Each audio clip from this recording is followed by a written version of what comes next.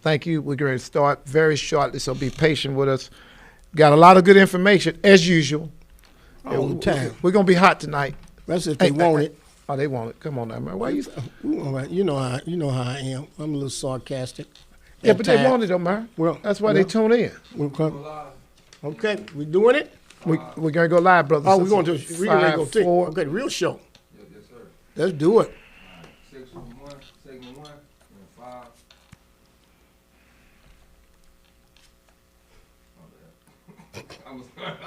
He's counting down. What you doing over there, brothers man? and sisters? He's counting down. Quit playing back there, Boeski.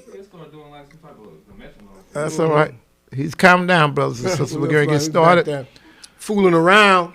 That's all right. Hey, we can't do it without him. No, we can't do without him. Yeah. Well, yeah. he the man now. That's real talk. Hey, I'm going to leave him alone then. We say leave him alone. Leave him alone. Quiet on the set. We go live. Okay, come on. 5, 4, 3. What's going on, St. Louis?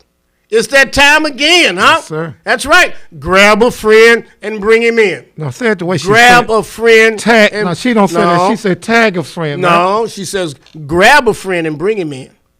Then she says tag a friend. But she starts out by saying, grab. You got to reach out. Grab that boy. Okay, so reach out and touch. Put your arm around that woman and come on in. Okay. I ain't got no problem with that. Good morning, St. Louis. You're listening to the Freeman Bosley Jr. Show on KATZ 1600. Hallelujah. Huh? With me right here, right now. Brother Anthony Shahid, what's going on, my man? Oh, man, I'm thankful this morning. God woke me up and gave me another chance he did. at this thing called life to try to get it right one more time. So I'm thankful to him, but I'm also, again, thankful to you to give me this opportunity to be with you here so we can get this information out. So again, I wouldn't have it any other way, my brother. I appreciate that. I would not have it any other way. Brothers and sisters, I want to say assalamu alaikum, but I want to say that special thank to Mary Bosley because I mean it from my heart. Bismillah Rahman Rahim, but we also want to talk about the special assignment sister secretary is on. She's a very powerful piece. Well, you saying it like that, man? No, but she's working on something. She's working on a certification. A very powerful certification of certification. So I want to at least get that out, and I want to always give a shout out to our senator because she is a sister that we have the highest respect for, and the mere fact that she do what she do in this community, and she got 2 or 3 hats. She's not just a senator, but she also is. A mama, a mother, but a committee woman. Yes. You know, so she didn't just take one position on; she's taken 4 or 5 on. Plus, she's a good daughter. Her and her sister, great daughter. She's a good daughter. She really is. She takes care of her mother. And that's what it's all Perry about. May. Yeah, all the way. You go. Now that's when you really gonna go all the way. That's right. And she listening. She listening right now as we won't speak. Miss a show. Yeah, that's right. You got to crack her upside the head to get her to miss something. But now, what we gonna Perry do? May. But just switching subjects one more time. What we gonna do about introducing who control? Bombay Boeski, huh? Yeah, the main man. Yeah. I'm gonna tell you why I make sure I holler out Bombay. The man of the hour. We can be talking, and if we don't get it right with him, he can turn the sound down, and we be talking and talking loud, but saying nothing. Yeah, well, you remember that song? Boeski wouldn't sabotage us like that. Yeah, I'm gonna make sure. But he would. He can do it if he wants to. Though he has the power. Yeah, that's right. He has the power, but he wouldn't do that to us. But he's a good guy. He's always handling things. I mean, he comes up with suggestions. Talk about this, Mr. Bosley. What about that? Raising different kind of issues, things that I hadn't even thought about. Yeah. He'll bring to my attention. So he's a great guy, you know. But life goes on, and guess what, man? Come on. We're in December. November is gone. Well, this year just about gone. November is gone. It's gone, and this month is going to be gone. And no better way to start off December with December 1st. That's my daddy's birthday. December 1st was your daddy's birthday? My December 1st is my father's birthday.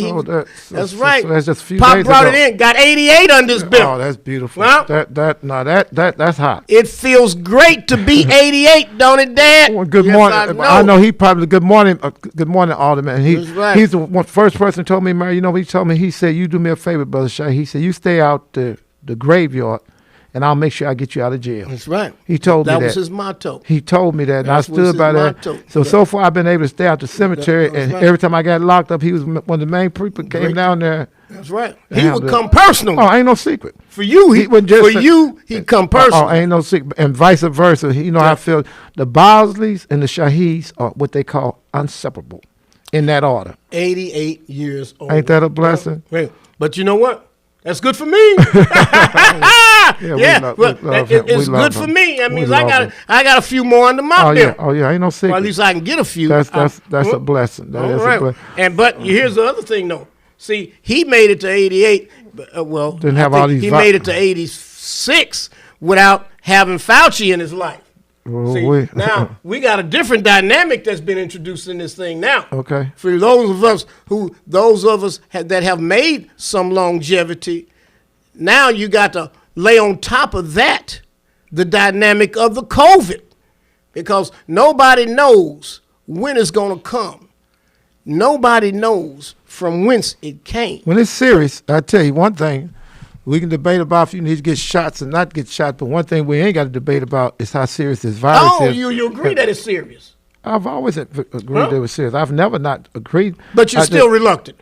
No, I'm not reluctant. Okay. I'm too smart to go forward there for it. That ain't got nothing to do with reluctance. That's got something to do with Allah's blessed me. Right. To have, I'm looking at him right now. That picture. Look at him. Saying, He's sad because he knows what's up. He knows what's coming. He looked like he one of them. He knows what's coming. He said, "I wish these people would pay attention to what I'm saying." Yeah. I'm looking at him, boy, and he looks diabolical. No, he don't look diabolical. He looks like a man that has a lot on his mind. Yeah, you're right. He has a lot on his mind, and he's very concerned. When we get a chance, I'm gonna tell you one thing about these people now. They don't need us. They got machines.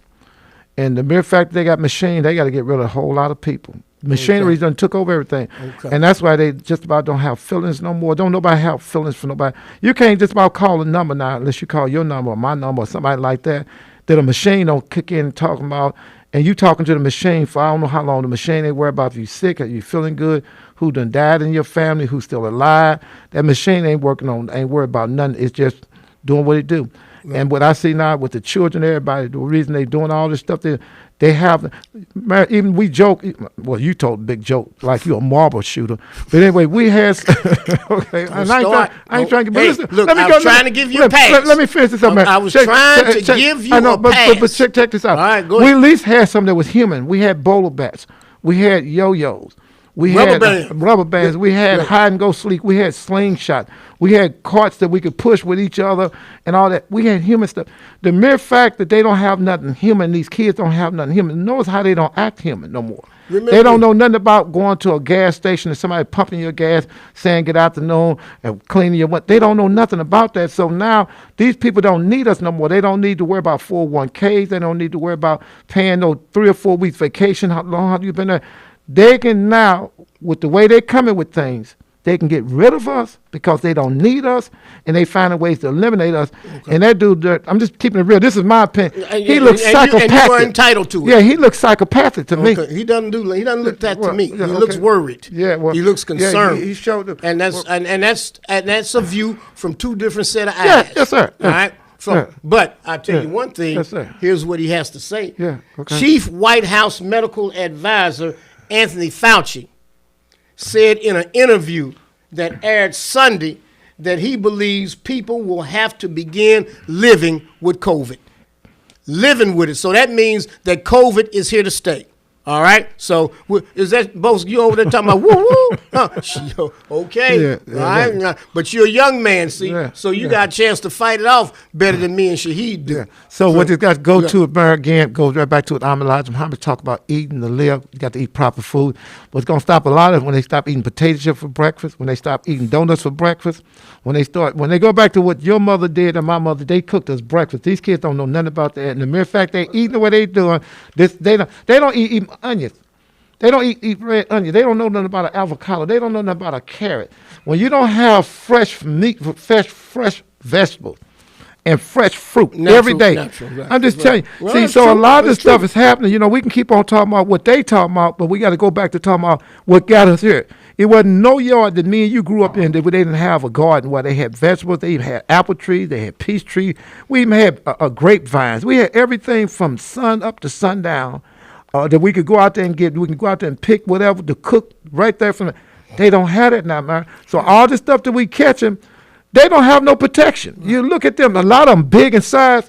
But because they done took a cow and then shot it with some kind of chemicals. And chickens. And chickens and stuff. So, they saying a whole lot of stuff. But is it break time? Is he reaching for? No, Okay. you keep on going. Yeah. I'm just telling you what's happening with it. So, we talking about one thing, but once we start really focusing in on if he talking about it's here to stay, then what we got to do is get back to the old stuff. You got to get back to washing your hands, because doing that, we used to do that. I see white folks and a whole lot of people. I'm just telling you real. This is me, brother Shahid talk. I done seen a lot of white folks go into a bathroom and come out there and wash their hands, and they done did number ones and twos. And this was over years. I'm just telling you. So now they got it where you got doors that you don't have to touch. So now it's only white people get to no, because we done did an integration thing. So and black white people are unsanitary. No, No, that's not what I said. I said for years I seen that, but now that we've integrated with them, everything that they do, we doing that. It used to be a time, one thing about black people, even if they was going to have a porch, the mama was going to clean the mop out, they going to sweep the porch, they going to mop the porch. We were clean people. They're going to sanitize. Yeah, but now what done happened is we done integrated, and everything that they do, we absolutely doing that stuff, man. And it's absolutely no good. So, it's easy here that we can take it whichever we want to take it, but start eating right, start washing start alcoholing things down, start sanitizing things down, making sure you keep your mask on, making sure you do the things you're supposed to be doing. You don't supposed to be sneezing in your hands and then go back and start eating. Shouldn't have a dog. I've always had a dog, but I ain't never had no damn dog at my dinner table eating with me and just all that kind of stuff brings on like dog farting up in your face. I mean, all kind of stuff. Dogs getting in the bed with you? Yeah, no, I'm quite sure that don't help. Well, I'll tell you one thing. 80,000 people a day.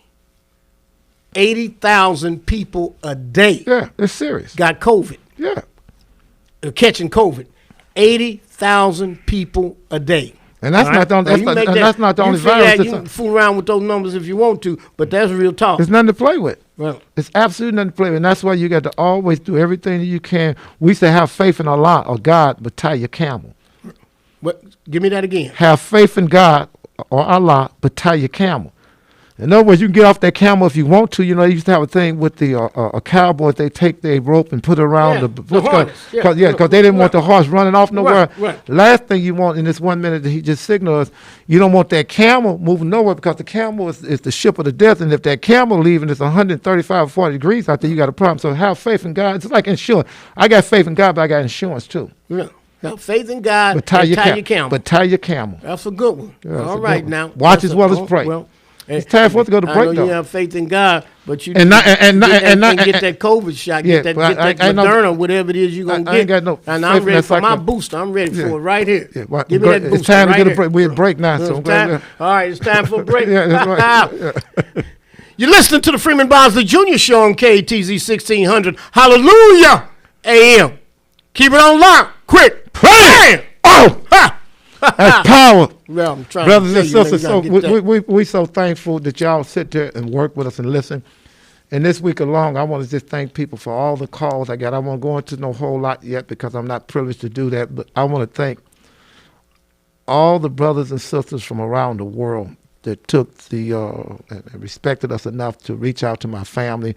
We had a situation with my family, which you know about, whereas my niece had been missing. But we're not going to go into it. I'm not going to go into that like that, but I want to do a lot of thank yous. I want to thank you, Mary Bard. I want to thank for all the calls you made, Boeski. I mean, I had so many calls. Mary, I had in 2 days, I probably think, I'm going to say over 200 messages. People saying, hey, you always been there for us. So search and rescue, a sister named Lala, Mike Brown and his wife, of course. I mean, I had so many calls from people from around the world, Minister Akbar, the whole entire Nation of Islam, the brothers and sisters from the Black Panthers. I mean, just all calling, asking what they could do and how they can help, and all the prayers that went out. But I got to give a special shout out to Colonel Troy Dahl. I do. And I've always said, people saying, well, now he didn't know. I've always said I don't have a problem with police. I got a problem with bad police. And bad police, I got to address it. You should address it, and the police should address it. You got bad police, it should be addressed. And if you got good police and they done did something good, you shout them out. And all I'm telling you is they've been working night and day and night. It's not over with, but the bottom line is they've been working, and I want to give a shout out to him. And I'm going to tell you who else did something. I got to keep it real. We tell the truth. And the book says, John 8:32, know the truth and do what? Oh, so you got jokes now. Truth will Did set you just free. see? Did you see what he just said? No. He just hollered out Daryl. He done just. You see, you know what he just did, man? Daryl Piggy. He just hollered out. You know what he just did, man? I'm eating. I would never ever guess who else helped. Yeah. You know, so let me just tell you what you did. So then I'll tell you who else helped. Oh my God. I'm gonna tell you who else helped. But since you just went there, I'm gonna go there. Yeah, go it's like get I'm you. eating. It's like I'm eating some kosher meal, and you just put some chitlins in my food. Oh yeah. That's what you just did, man. Talking about Daryl Piggy, because that's his name, Piggy, ain't it? It's me talking about this. Yeah, I know. Now, who would walk around since we own that there with a name like that and wouldn't think about it? He's supposed to say Daryl X. If he didn't even want to be a Muslim, he knows it's unknown. I wouldn't walk around with no kind of. I mean, just think about what kind of person would do This that. little piggy went to Markland. And this Piggy stayed little home. piggy stayed home. But I always like when they say, wee, wee, wee. All the way home. All the way. That's what he's supposed to do, because we're going to get on Homer G too. Oh, yeah. But you know who came with flying colors? Who's that? Mayor Florissant. Mayor Lowry. James? Lowry. Hmm? Lowry. A Lowry? When I tell you he came with flying colors, man, all they wanted to know all week long, all they've asked, How can we help? round the clock. You know, I'm not going to go into a lot of other stuff now because, you know, my family didn't You want to have him on? We're going to have get him in here one day. We'll work on that. Yeah. You know, but I want to say something that I didn't know who to turn to when it happened because, you know, I'm out here all the time. You're out here all the time. We've been out here for years, man. But, you know, when you're in the situation yourself, it's totally different. But you know what I did? I knew to call Colonel Troy Dahl. Yeah. And I'm going to tell you, bro, it wouldn't have happened without him. All right. It wouldn't. I'm just keeping it real. You can say what you want to say. I'm telling you what wouldn't have happened if I didn't have Colonel Troy Dahl. And I'm thankful.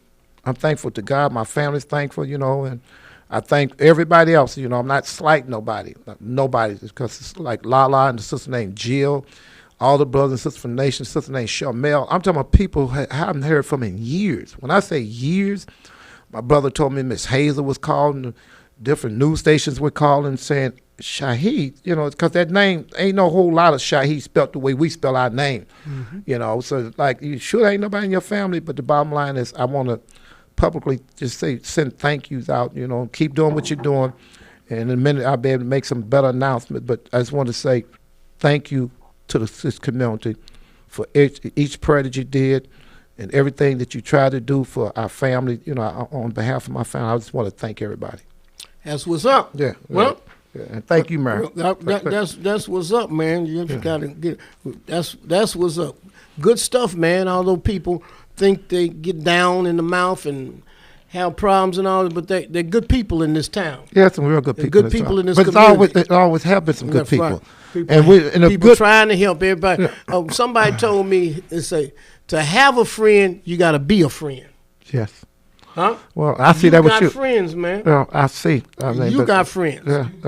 Yeah. When I tell to have a friend, you got to be a friend. When I see what God plenty has of people want a friend, but they don't want to be a friend. Yeah. All they want to do is just be a user of friends. Oh, but to be a friend, to have a friend, you got to be a friend. Yeah.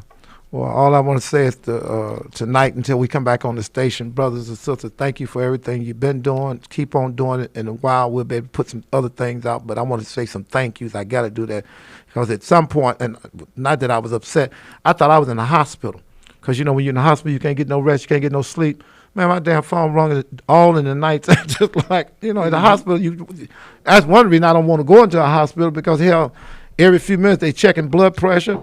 They come in to check this. They want to check this. It's time to take this medicine. It's time to. So you really can't go to sleep. That's how the phone has been ringing. It really has. So I'm thankful. Fortunate, man. Yeah, that's right. Truly fortunate. We ready? Come Yes, on sir, back in. Let's do it. Let's do it. Come on back. What you wanna like it, share it, tag it, follow it. Like it, share it, tag it, follow it. Quiet on the set, man. Let's do it. Segment two. Yes, sir. 22 minutes. 22 minutes. 22 minutes, brothers and sisters. Starting 5, 4, 3. What's going on, St. Louis? Welcome back. You're listening to the Freeman Bosley Jr. Show on KTZ 1600. Hallelujah AM. We're hoping, and we're really hoping that you like it, that you share it, that you tag it, that you follow. Hey, hold up, right now. So These are people that rode the yellow bus. Okay, that's cool, man. So you want to like it? Like it, share it, tag it. Yes, sir. Follow it. Okay. Like and share it, tag it, follow. Okay, why you gotta go so fast? Like and share it, tag it, follow. Okay, so like it. Like and share it, tag it. They can do that now. Like and share it, tag it, follow. Like and share it, tag it, follow. Hey, just for the listeners. Like and share it, tag it, follow. This is how I know he didn't know how to shoot marbles. Like and share it, tag it, follow. Like and share it, tag it, follow. Like it, share it, tag it, follow. Thank you. Thank you this morning, brothers. Help us this morning. And I'm gonna tell you something. And this is you'll like this. You'll like this. And some of the best ways we know about the show is when people just come up to us on the street. They do that all the time. And talk to us and kind of shake our hands and all this and tell us, man, I like what y'all talked about the other day. They do that all the time. But here's the deal.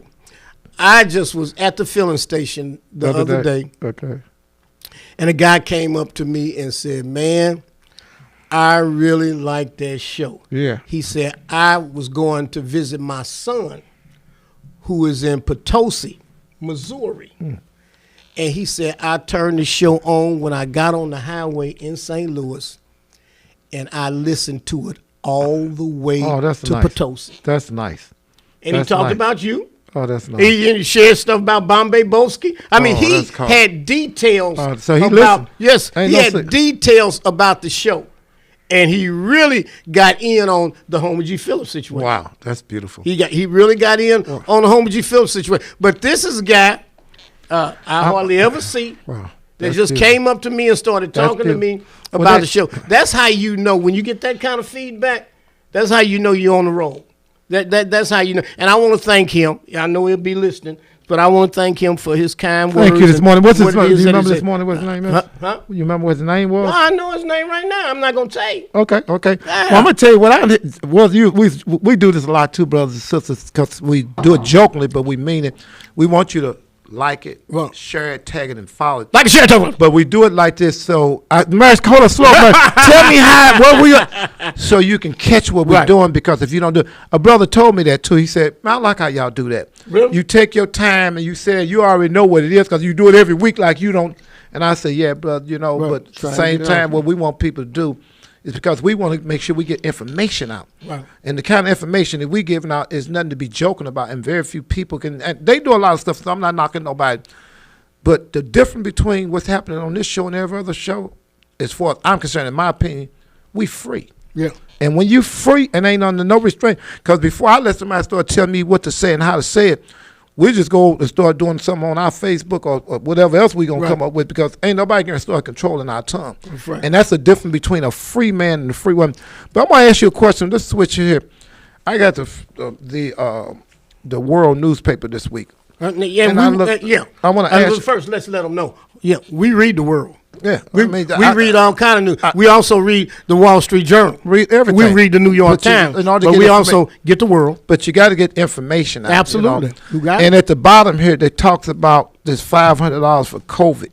And I need you to kind of help me kind of expand on it a little bit. The COVID cash. That's what the World calls it. The COVID cash. But we're not talking about no money. You're talking about $500. But it's okay. Well, $500, $500. But I believe some of them going to get it. Some of them is not going to get this money. My problem is the ones that don't get it, what they sub the act, what stuff that happened in the one. How are they figuring out who going to get this money and who's not going to get this money? I can't. Well, therein lies the rub, because they are, from what I've heard and what I've read, I saw that they are attempting Boeski, to try when you get a chance to focus in on this for me. Make sure you beam in all the way on that for me. They want to have some financial guidelines. Okay. As to who gets to be the recipient. The bottom. And it's almost as if you need to be at the poverty level. First, you got to be a resident of the city of St. Louis. Okay. Okay. Second, you need to, I would imagine, it seems like you have to be at the poverty level to get the money. And that fits a lot of our people. Now, that includes a whole lot of people. Okay. But that it does exclude some people. Well, that's my question, though. It becomes an issue of how, the people, first, like you say, $500 is not a lot of money. So that right there in and of itself is going to make people upset about the fact, all they sent me was $500. Yes. Right? So you cannot win when you start passing out money. No. Particularly if you're a mayor. You cannot win. Now, the people that get the check, they're going to have rocks in their jaws. But then, more importantly, the people that don't get the check gonna really be tripping. They're gonna be acting a fool. Why you know how Why black he get? people are. How come he gets something? Why he gets some money? So the people right next door to you, across the street, might get some damn money, and you don't have any. And you know the people next door, they might say something, they might not, but some folks are gonna say, "Hey, I got a check." Well, they gonna be able to tell because when you walking there with, I got. Some people gonna say, "I got a check." well, they gonna know when you walking there with some money and ain't no money floating. Anybody with something floating and ain't floating. I'm gonna tell you something else I've heard, and this is probably different from this here. And I don't know. I'm just putting out what I've heard. Some of these people are gonna be getting some money, but they're gonna take it back out of their income tax. Just telling you what I'm hearing. I'm just telling you. Well, I don't know if this is gonna be considered. I don't. I'm just telling you. I don't know nothing. I'm just telling you what I'm I hearing. don't know whether it would be considered income because COVID is kind of like compensation from COVID. It's kind of like a personal injury. Yeah, well, you know what I'm saying? Personal injury is not income. Hopefully you've been injured. So it's just to compensate you for your injury. Yes, it's sir. not giving you something extra. I'm clear on that part. I'm just telling you what so a lot of stuff be floating. I didn't tell you it was concrete. I'm just telling you what it was hit. So I said on the radio, I told the brothers, so I said, I'll tell you what, I'm going to put it out there, and maybe somebody knows something that I don't know. They'll call us, they'll touch bases with us, and they'll follow it up and say, hey, you was right, or they'll say, no, that wasn't true. Well, here's one thing I got a problem with. Now, there was a competitive bid process to award a $1.4 million contract to give the damn money out. Why you got to want that? 1.4 million? Who need to figure out that? You got right to figure that out? $1.4 million? Please. Come on now. That's just too much playing. And then the contract went to the United Way. What the, huh? Come on. We're on the radio. Yeah, okay. Come on, man. I had to give that damn money to the Urban League and say, pass that money out. Yeah. Why wouldn't you? Well, come up with the idea to pass the money. Why is it that the United Way gets all the damn money? Always. Everybody gives to the United Way. Yeah. Huh? Everybody's giving to the United Way. What about the Urban League? Yeah. What about the NAACP? Somebody done showed consistency. Look, especially St. Louis County NAACP. When sometimes if you go to Snooks, yes sir, and if you go through the line and you up there trying to pay the cashier, and she'll say, you want to donate $1 to the United Way. Yeah. Where is the Urban League? Right. Where is the NAACP? Yeah, it's totally different. Yeah. No, I don't want to give no money to the United Way, because the United Way is always getting money. And here's the other piece. And think about this. How much money of the money that the United Way gets, how much of it does it give back to the black community? Yeah, that's another joke. Yeah. How much money? Okay, now here's another formula though. If you get confused about that, if you get confused about that, how much money do black people contribute to the United Way? You can figure that out. What percentage of dollars that the United Way receives that's a good one, are contributed by black people?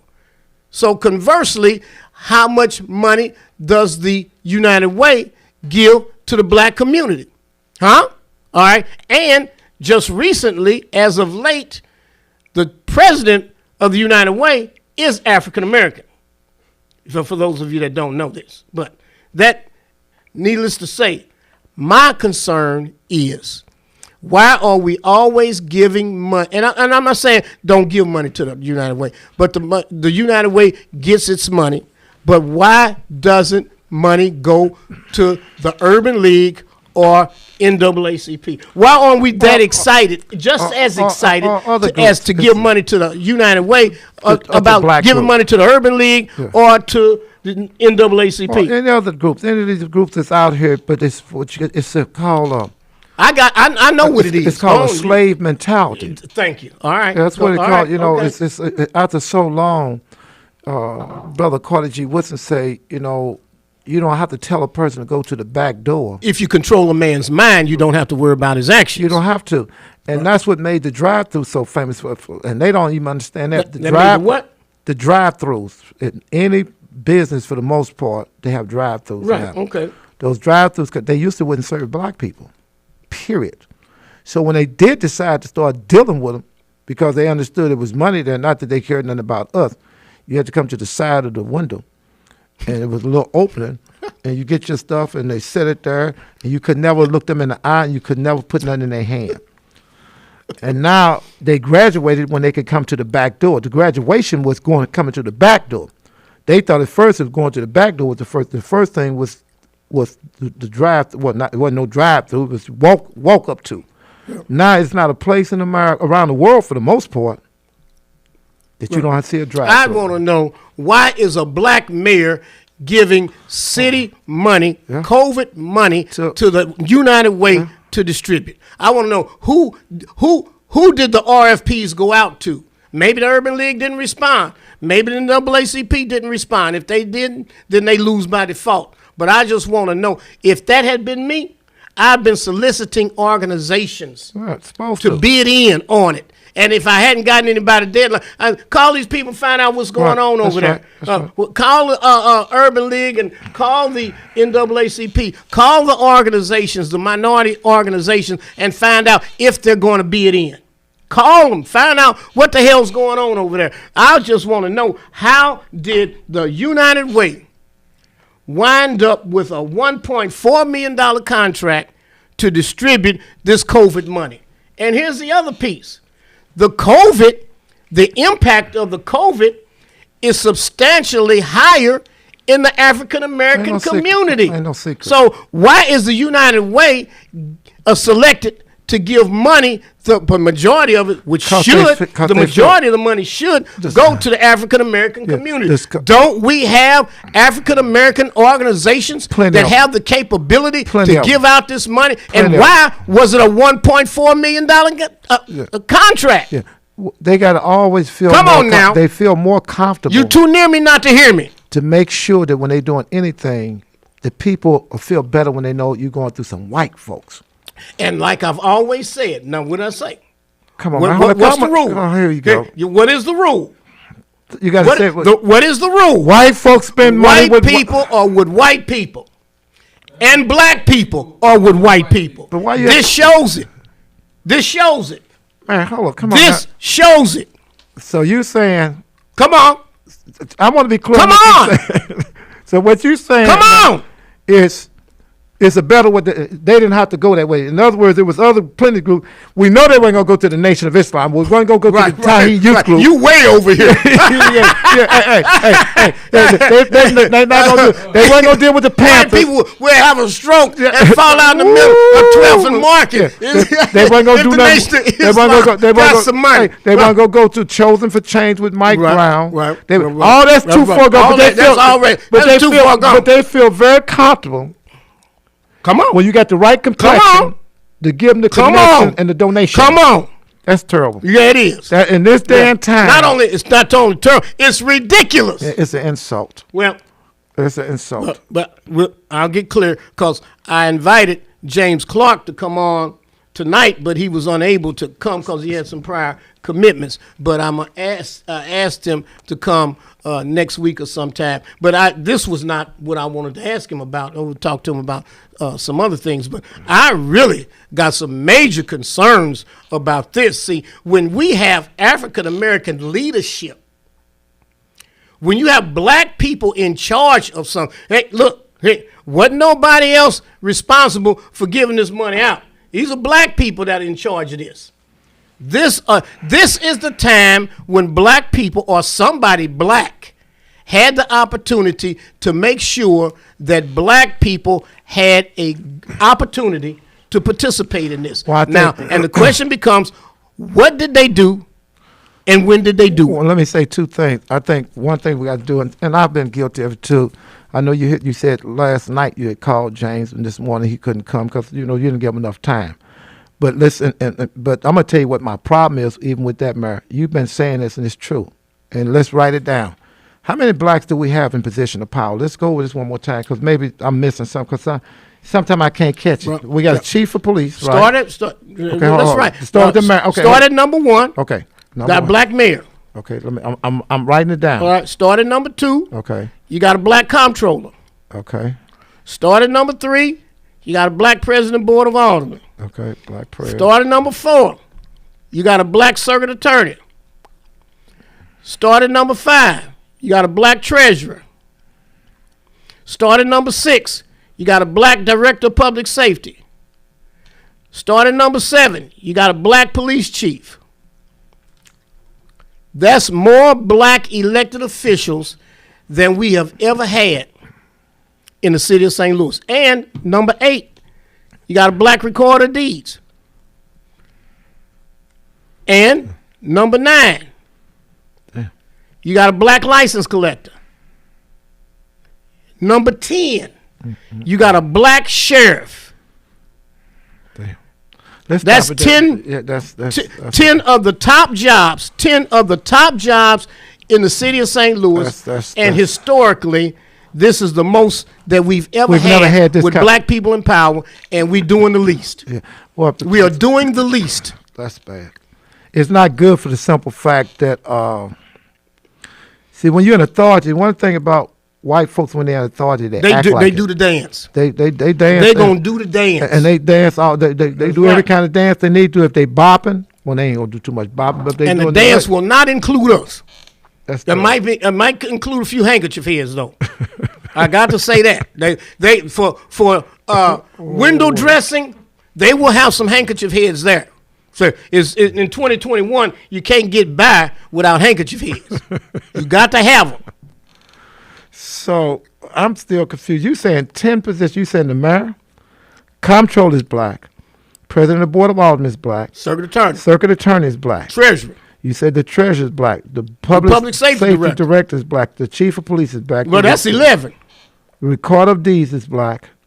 You said the license collector is black and the sheriff is black. Yep. And we can, so I guess I'm confused. That's the top 10. Okay, so let me ask you a question. If we got, what would be the reason, if you was the mayor, what would be the reason we couldn't get things done? Because I'm guessing, it's like you tell me I got $1 and everything don't cost nothing but 99 cents. I'm trying to figure how I came by it. Well, here's the problem. None of these people talk to each other. Damn. None of them. They're all free agents. Everybody's popping off at the same time doing something else. When I was in office, I met with black elected officials. I wouldn't move on major issues unless I had talked to the comptroller or I never had a black president of the board of aldermen. I never had a circuit attorney. I never had a recorder of deeds. Damn. I didn't have a sheriff. So but you think about that. We didn't have these people. I'm listening. I'm listening. That's why I asked you that question. I met with these people when I was in office. I would always talk to them about what it was I was attempting to do. So, because the news media is quick to want to run. Remember, I was talking about doing this. What do you think about that? Put the microphone in your face. But they already done communicated. He'd already talked to me about. So I don't really see a big problem with it. You hear what I'm saying? Yeah. But these people are not talking. They're not talking. They're not communicating. And when you're dealing with a group of people, particularly with all these egos involved, communication is key. Yeah. Communication is key. And here's the other piece. Always remember this. When you're a leader, there is no I in team. Right. There is no I in team. It takes a team of people to move a community forward. No one person, no man is an island. You used to say that so much. That's I know that by heart when you was the mayor. You're not just talking about it now. Right. This is what you're talking about. So that's where my confusion comes in. And then the other confusion come in is some of them are so aligned to white folks because they done got into bed with them. And I'm not talking about physical. I'm not talking about no sexual stuff. But they so deep into the bed with them that, because, I have to keep talking about this Rich Callow guy. This Rich Callow guy is a problem to me. Because he's always in the shadow, but he does a lot of big moves all around this city, really around this country, but especially, I'm like you, Ain't no sense talking about what happened 2,000 miles from here. We can stay right here in the city of St. Louis and get something done, because what happens around the country do affect us, but what's happening right here in the city that we vote in, going to affect us more. So that makes a lot of sense. My problem comes in with when you going to bed with the right progressives. You get in there with them people, you got to tell them before time. I'm going to tell you what Bertha Gilkey used to say. She said, when you send them Negroes in there, that's in these politicians in there, I never forget this. She said, send them in there with a list of the things that we in the black community want. Don't let them just go in there on their own. Because they go in there and listen to the music, and next thing you know, they're buying stuff they don't need for us. Right. Go in there with a list. There's nowhere in the world that with all the money that's coming into, it's a lot of money between Spires. It's a lot of money from MSD. It's a lot of money coming in from this NGA. Look, it's a lot of $500 million from the federal government just for COVID. $500 million. You ain't never get that kind of money, man. And they just got $700 million on the damn NFL lawsuit. But the city won't get 700, but they'll probably get 3. Yeah, but whatever it is, the bottom 3 line. 3 and 5 is $800, man. $1 billion. That's. But see, here's the other key. You got 30 seconds, man. Can we talk about that? Yeah, please. We'll get it when I come back. Yeah, come on. I ain't got a little work done. That's all right. Let me just dial down a minute here so we can get this. Let's go to a break. Let's go to this break. You're listening to the Freeman Bosley Jr. Show on KATZ 1600 AM. Keep it on lock. Quit the plan. Huh? Oh! In that order, bud. Yeah. We don't be playing around here because I'm going to tell you now, y'all can dress it up any way you want to. And you can cover for anybody you want to. That's okay. We can't cover for them here. No, they got to come. They got to come on. When you know wintertime coming, you got to dress right for it. If you're out there in the public, and only reason I know it, I was with Mayor Bonds, and I seen how they dealt with us brothers and sisters. When you're in these positions, you got to act like you're in these positions. Right. And there's no kind of way. Wait a minute. Hold on 1 minute. Say it again. When you're in these positions, you got to act like you're in these positions. Say it again. When you're in these positions, act like it. That's right. Act like it. Don't be a damn mealy mouth. Yeah, that's the problem. Because I'm going to tell you, anytime I was concerned when I first found out that money was coming for Natural Bridge, it was coming for Dr. King, it was coming for Goodfella, and was coming for one other street. What street was that? West Florissant. $33 million for business people and homeowners. Mm-hmm. I asked questions because I want to know, why would Tashara or the mayor, why would she vote against this and say y'all can get it next time? Yeah. That's why I want to bring those politicians in, and we did. We brought in the alderwoman, what was Sister Alderwoman? Pam Boyd. Sister Pam Boyd, who was the spokesman for the black elected officials. She was the and asked her, because I wanted to make sure, sometimes I don't know out there, and I don't want to just throw wrong things out there. And then we brought Brother John Collins Muhammad in, and they both said they went to her. And this was something that she stood toe-to-toe on, saying that black people couldn't get this money. I never went against the group of black elected officials. That's deep. When they were, it was 10 black people on the board of aldermen when I was in office. If they had come to me with something and they were united on, we're going to do that. Right. It's a no-brainer. I'm not going to take charge. I'm not going to take over that event. Now, I may have been trying to convince them to do something else, but if they had collectively come together and say, Bosley, this is where we want to, that's where we headed. Because why would that is where we head, without question. Right. Yeah. You see, without question. Because you're going to need their support down the line on something else, and you can't, if you start like that ain't going to work. But here's the other thing. You have to talk to these people. You got to talk to these aldermen. We had a neighborhood stabilization plan or neighborhood housing strategy for the whole city. I met with every alderman, with the director of the St. Louis Housing Authority, and all the people, all these different departments that had money. Talk to every alderman. I remember. What is it that you would like to see done in your ward? Yeah. Give me the top 3 or 4 projects that you want to see completed in your ward. Yeah. And they did that. And we had all of that put in a book. You hear what I'm saying? Some of that stuff is still going on today. You hear? Yeah. But we talked to them.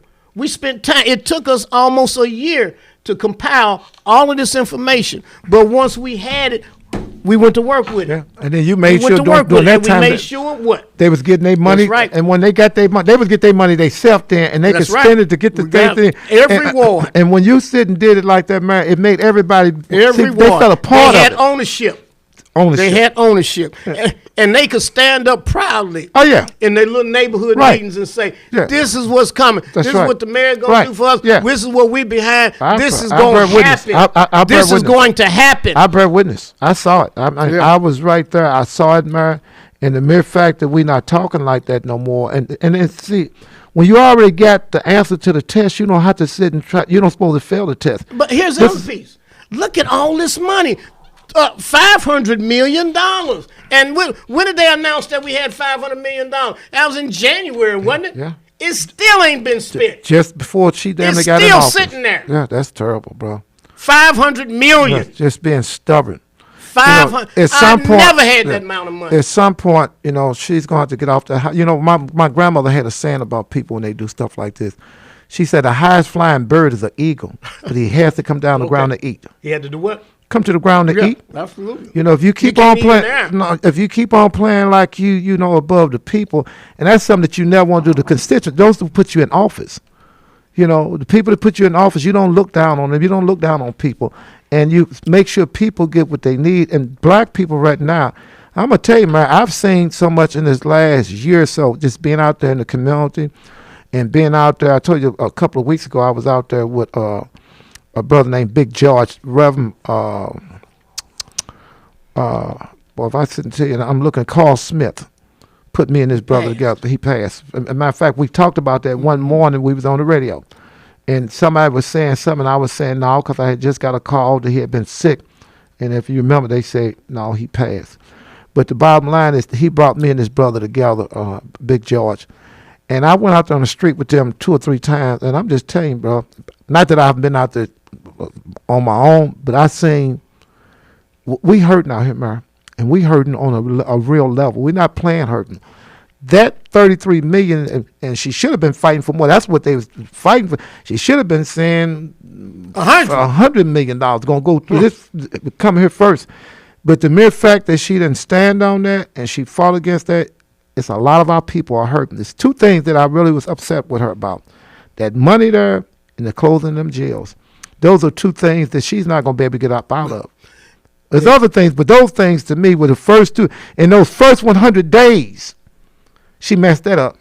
But see, here's the other piece. A mayor cannot act alone Clear. and be successful. No. Now, you can go out here and say a whole bunch of stuff, all right? And talk about what it is that you're going to plan on doing.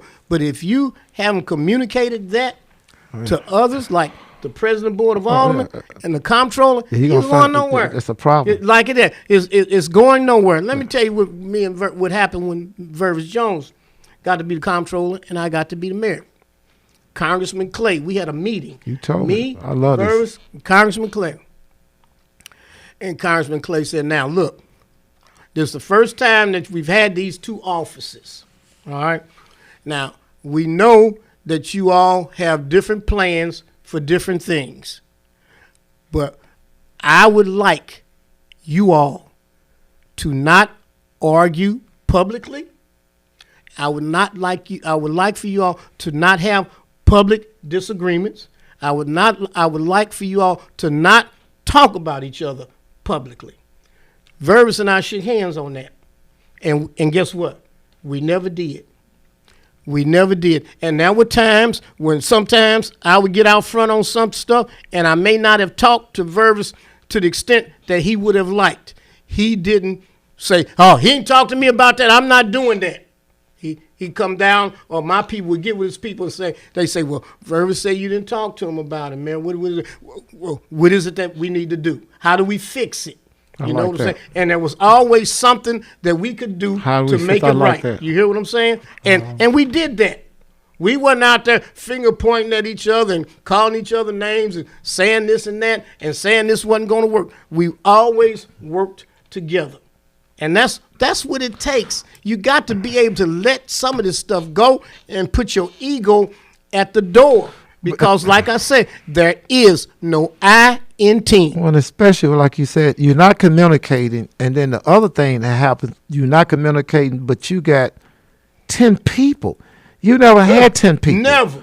You got 10 people. I might have had half that many. Might have had 5. That's deep. So now you got what you need, and then we getting lesser in everything. That's right. And you still talking about we can't do what they do. That's right. And here's what else we had. Damn. You got the president of the board of aldermen, you got the mayor, and you got the comptroller. ENA. That's the board of ENA, estimate and apportionment, the big 3. I never had the president of the board of aldermen. Wow. Never, ever had it. That's cold. But here's the deal. I had Vervis. Yeah. So you had 2 of them. And me and Vervis knew that together we can all 1 + 1 is 2. Right. That's easy. We outvoted. Tom Villa was the president of the board of aldermen. We outvoted. Right. Even if it was something that we hadn't agreed, if Vervis was trying to do it, I'm voting on that. Yeah, that's a no-brainer. I'm voting on it. You hear what I'm saying? So now you saying we got 3. He wasn't trying to do nothing ridiculous, but even if I didn't agree with it was something that wasn't on my agenda, I was for that. Yes. It's a no-brainer. That's right. And these characters, I mean, they don't like each other. Well, you're going to have rocks in your jaws about somebody. I never think about people to the extent that I don't like them. I don't let it get that deep. You hear what I'm saying?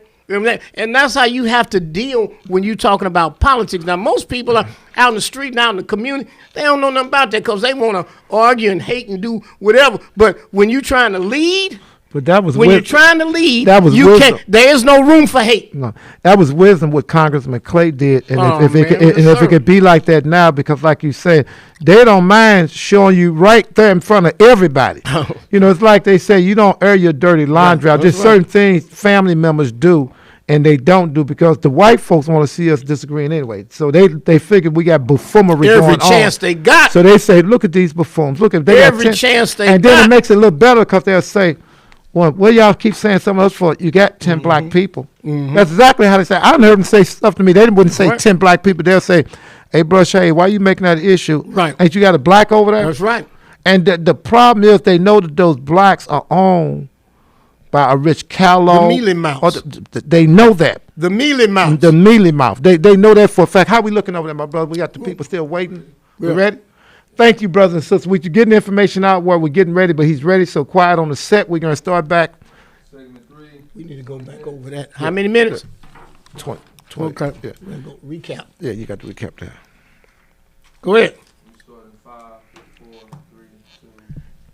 What's going on, St. Louis? Welcome back. You're listening to the Freeman Bosley Jr. Show on KTZ 1600 AM. With me is my good friend, Anthony Shahid, that strong right hand. No, I'm your brother. How's my brother? We're friends and brothers. We're going to do it the way it's doing life to. Together. We're doing life together. Ain't no secret. I'm thankful to be here this morning with you, man. But let's finish what you was talking about, the $500 million, and you said out of $700 million from this NFL, they might get $3 million or something like that, but close to $1 billion you're talking about. Close to at least $800 million I see right now. Okay, so the question that I asked on the air and off the air, we talked about we have 10 positions. When you was in office, we had 5 positions. We've been talking about 2, and this is really important, the E&A.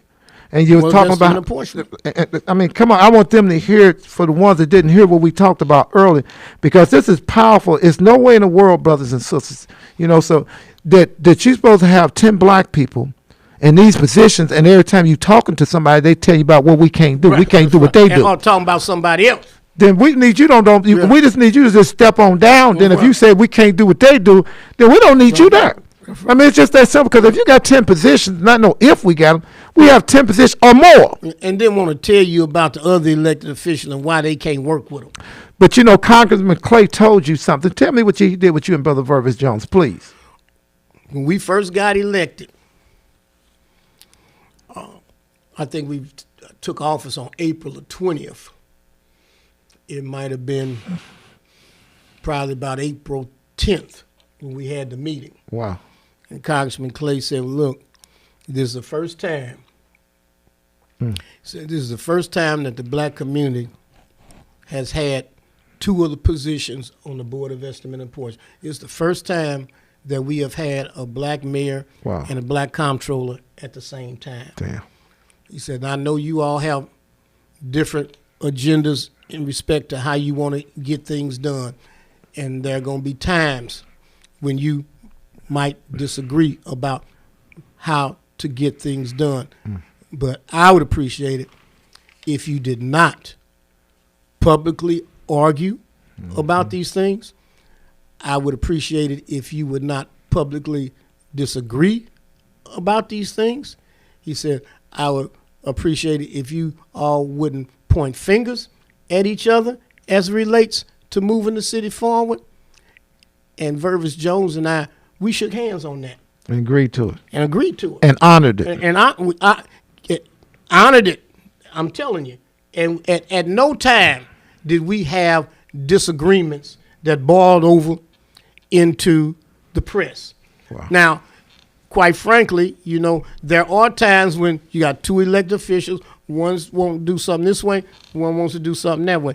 But that's when the staff comes together. And that's why staff, see, people think the mayor is going to get all this done, and people think the comptroller is going to get all this done. People think the president, board of aldermen is going to get, no.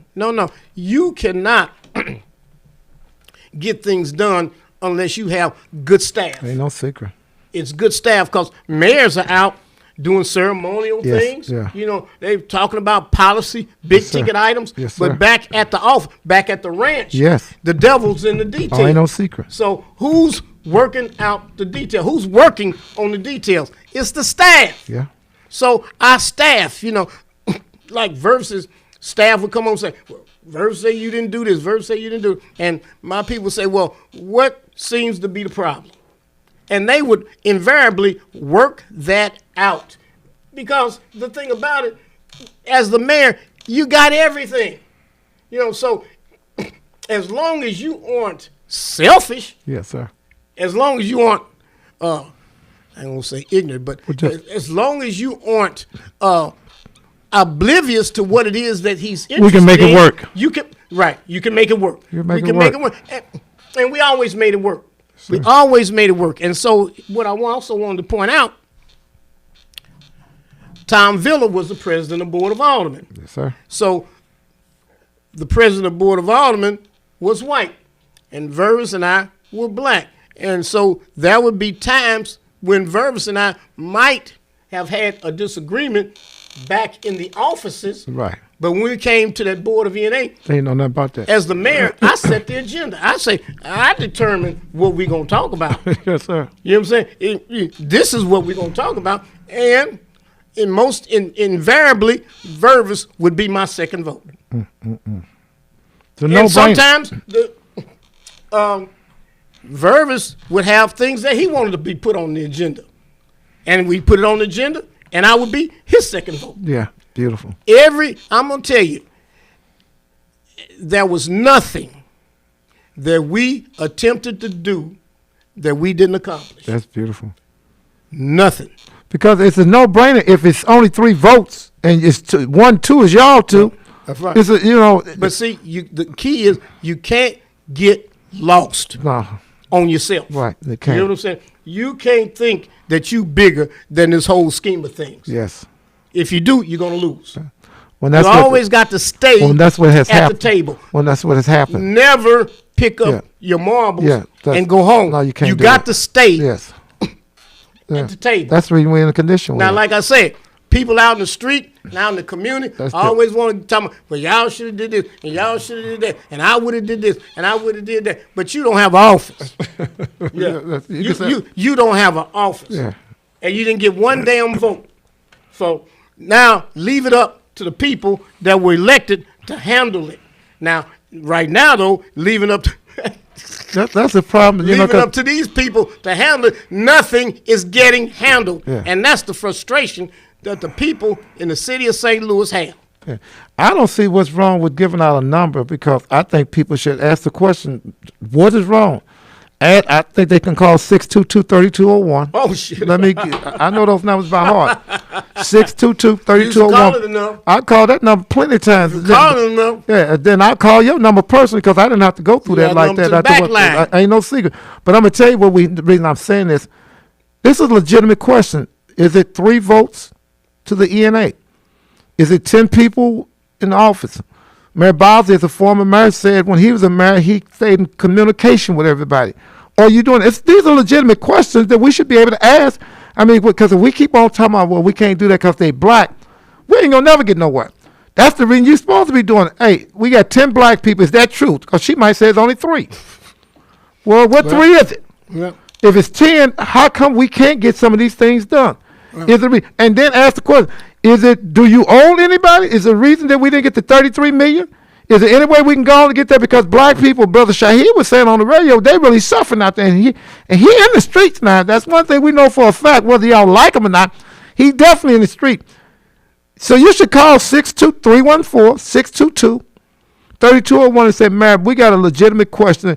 Tell us if they know what they're talking about or not. Is it 10 of y'all? And why is it $500 million have come into this city, along with the other possible money that you might be getting from the NFL, right? Right. But here, let's be clear. If you call 622-3201, you won't be talking to me. You'll be talking to the mayor. Okay, well, let me make sure that part. You'll be talking with the mayor. So the mayor won't pick up the phone, but you will be calling the mayor's office. But, I mean, they have a legitimate reason to ask these questions, though, Mayor, because with business owners and with property owners, I'm going to tell you, I saw something. I think I talked about it one week I came here. It was on a Wednesday, I remember. And that Saturday morning, I talked about it. John Collins Muhammad had every different agency, whether it was Spires, and they were talking about paying bills. Mm-hmm. It was Ameren UE. Yep. It was some people call it Ameren. Ameren, whatever it was. Like the boy said, resume. My Ameren bill. Yeah. But the bottom line is he had every agency that was there, and what I absolutely seen, man, it was some people stuff had been cut off, and they was like $3,000 and $4,000 behind. I heard people saying that they had been in the house, but they know it's going to get cold, and they didn't, during the summertime, they don't have no, they make sure that they don't have to worry about having heat, so that they turn the heat off. Not that you have your heat on, but I mean, they just don't worry about those bills and stuff because they done got so far back. And I sit there and listen to how they were just behind so much, how most of them didn't have food and stuff, and how some of these agencies were willing to help. And I told John, I said, at this point, brother, I'm proud of you because it's a lot of people out there hurting. They was absolutely hurting, man. And what I'm saying is this money that's coming down Natural Bridge, West Florida, and Dr. King, the corridors, that money that's coming down there, man, that money can help a whole lot of people. So that's a legitimate reason. They should ask that question, you know. I'm concerned. I mean, I'm really concerned. And whatever favors, we got to just tell her she can't come through on them favors for them. They got to see about black folks first. Yeah. You know? Well, let's talk a little bit about the Homer G. Phillips. We cannot let that die. Well, we're not dropping that. We cannot let it die. Now, those of you that don't know, we've had Sister Zenobia Thompson on the show with us. No, she was on here about 2 times. Yeah, several times, at least 2 times. Might be 3 times, but about at least definitely 2 times. And last week we had Walia Musa on. Powerful information. An update on what they were doing. Powerful information. They're still moving the petition, and the petition, they need help on the petition. Some of you can get the petition, or some of you can sign the petition, but they do need help. They just want to get as many signatures as they can so that they can send a message to Mr. McKee that this and family. Oh, that's right, because it's family on the board. Yeah, they're on the board. This has been and totally out of order. So, and we want to congratulate Alderwoman Sharon Tyus. Yes. And other members of the board, because they came with a resolution strongly denouncing Mr. McKee and the board of directors of the so-called Homer G. Phillips Hospital, the 3-bed clinic, and they are calling it's resolution number 138. Resolution number 138. And it was passed at a full board of the alderman meeting, and they're going to call a full board. No, it was introduced by Alderman Sharon Tyus, at a Board of Aldermen meeting, but December 19th will be the day where they're talking about it. That's going to be big. They're going to be talking about the resolution will be heard on December 19th. But they deem all the women sharing ties and black members of the Board of Aldermen, probably a lot of other, probably white people too, signed in on this because there's some white people that understand the importance of this. There's certain things you don't do. The naming of the medical facility, Homer G. Phillips Hospital, is inappropriate. Yeah. And they're calling it cultural appropriation. It's a cultural appropriation. CULTURAL, appropriation. And they are asking that Paul McKee cease and desist. Well, I'm gonna tell you what else I like. Well, we got to talk about this, man. The president of was it the nurses last week when we was on? Yes, absolutely. She came and gave him a good suggestion. She said, "Why don't we name it People's Clinic? We're not because we don't want nobody on this radio thinking, America, that we got a problem with clinics. Right. That's not what we're trying to put out there." Right. Can you read that? This is a letter from Yvonne Jones. I'm not going to read the whole letter, but yes, sir. Yvonne Jones is president of the Homer G. Phillips Nurses Alumni Association. What it was. Okay. Now, for those of you that have not been keeping up and don't remember the history, Homer G. Phillips Hospital was a 700-bed facility in North St. Louis. It was a training ground for black doctors and nurses. And what some people don't know, and what we don't talk about it as much as we should, is that in addition to training doctors, Homer G. Phillips Hospital nurses had a school of nursing. That's heavy. So Zenobia was also Zenobia Thompson was a graduate. It had a school of nursing attached to it. So Yvonne Jones was a 1968 graduate of Homer G. Phillips School of Nursing. All right? She graduated in 1968. So she's saying that if they can back up off this name, let Homer G. Phillips, let that name go, a more suitable name for it would be People's Hospital. And the reason why is that People's Hospital was a hospital that black people could go to. It was even before Homer G. Phillips Hospital was open. But it has since been closed. But People's Hospital would be a more appropriate name. But see, what's happened here is Mr. McKee and his cronies, they call themselves latching on to the name Homer G. Phillips Hospital because someone had told them that it's something near and dear to the hearts of black people. I can't let you get Go on, come on. Don't be talking about somebody. Go on, get it in. Well, yeah, no, you said somebody. Do you have an idea how he might have done it? Yeah. Do you have an idea? No doggone. Somebody did it. Do you have an idea? We talking about the little piggy. Little piggy went there and said, hey, master. He said, yeah, what boy? He said, master, I got a good idea. I could think, sir. He said, what you thinking about? Sir, you doing that in the house? Doing that? Sir, can you go on and just go on and, say Homer G. Phillips, sir? Because I think, you doing something big. You got 3. They only had 700. That's not that much. That's not big a difference. Hey, boss, that's not a lot of numbers. Different than 700 to 3. And he said, that's no big difference. He said, well, boy, that doesn't sound bad, boy. Mm-hmm. He said, master, I just want to make sure he said, I got it. He said, yeah, I got what we can do. And then that's why, and I'm like Brother Wale said, we got to make sure Paul McKee understands because he writes the check. But that's why that man is so, he done welded this in his mind that we're not going to change on this. My boy came to me with this.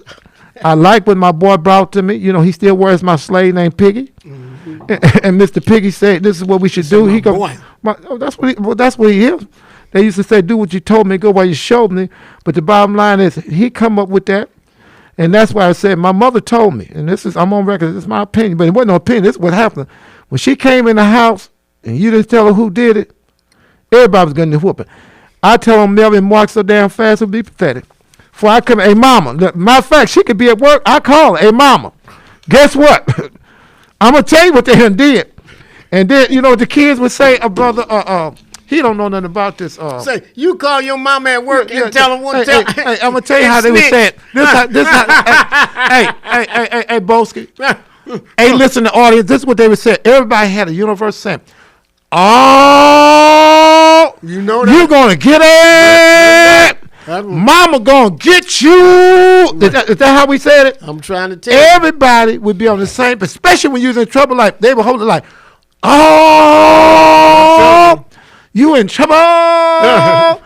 I would make sure I told my, because that's you know, they talking about they don't whoop with no stencher card. They can say whatever they want to. I got my boy whoop with a stencher card, and it made you do what you call get some act right. So you had some welts. Yeah, you had some welts on you. And guess what? Once you get them, you clear on. Oh, you straight. Oh, you straight. Oh, no, you straight now. Yeah, you'll be singing that song. I can see clearly now the rain is gone. You know? Right. So I'm just telling you, brothers and sisters, we got to get back to, you know, this is very important to us. This hospital is something that we can't take lightly. This is an anchor that if this anchor don't go down, this ship going to be all over. Okay. And if they get this one out, they're going to get something else out. It's certain things that you can do in certain communities. You can't go over this on Dago. You can't go on a Dago Hill and Italian Hill and do certain things.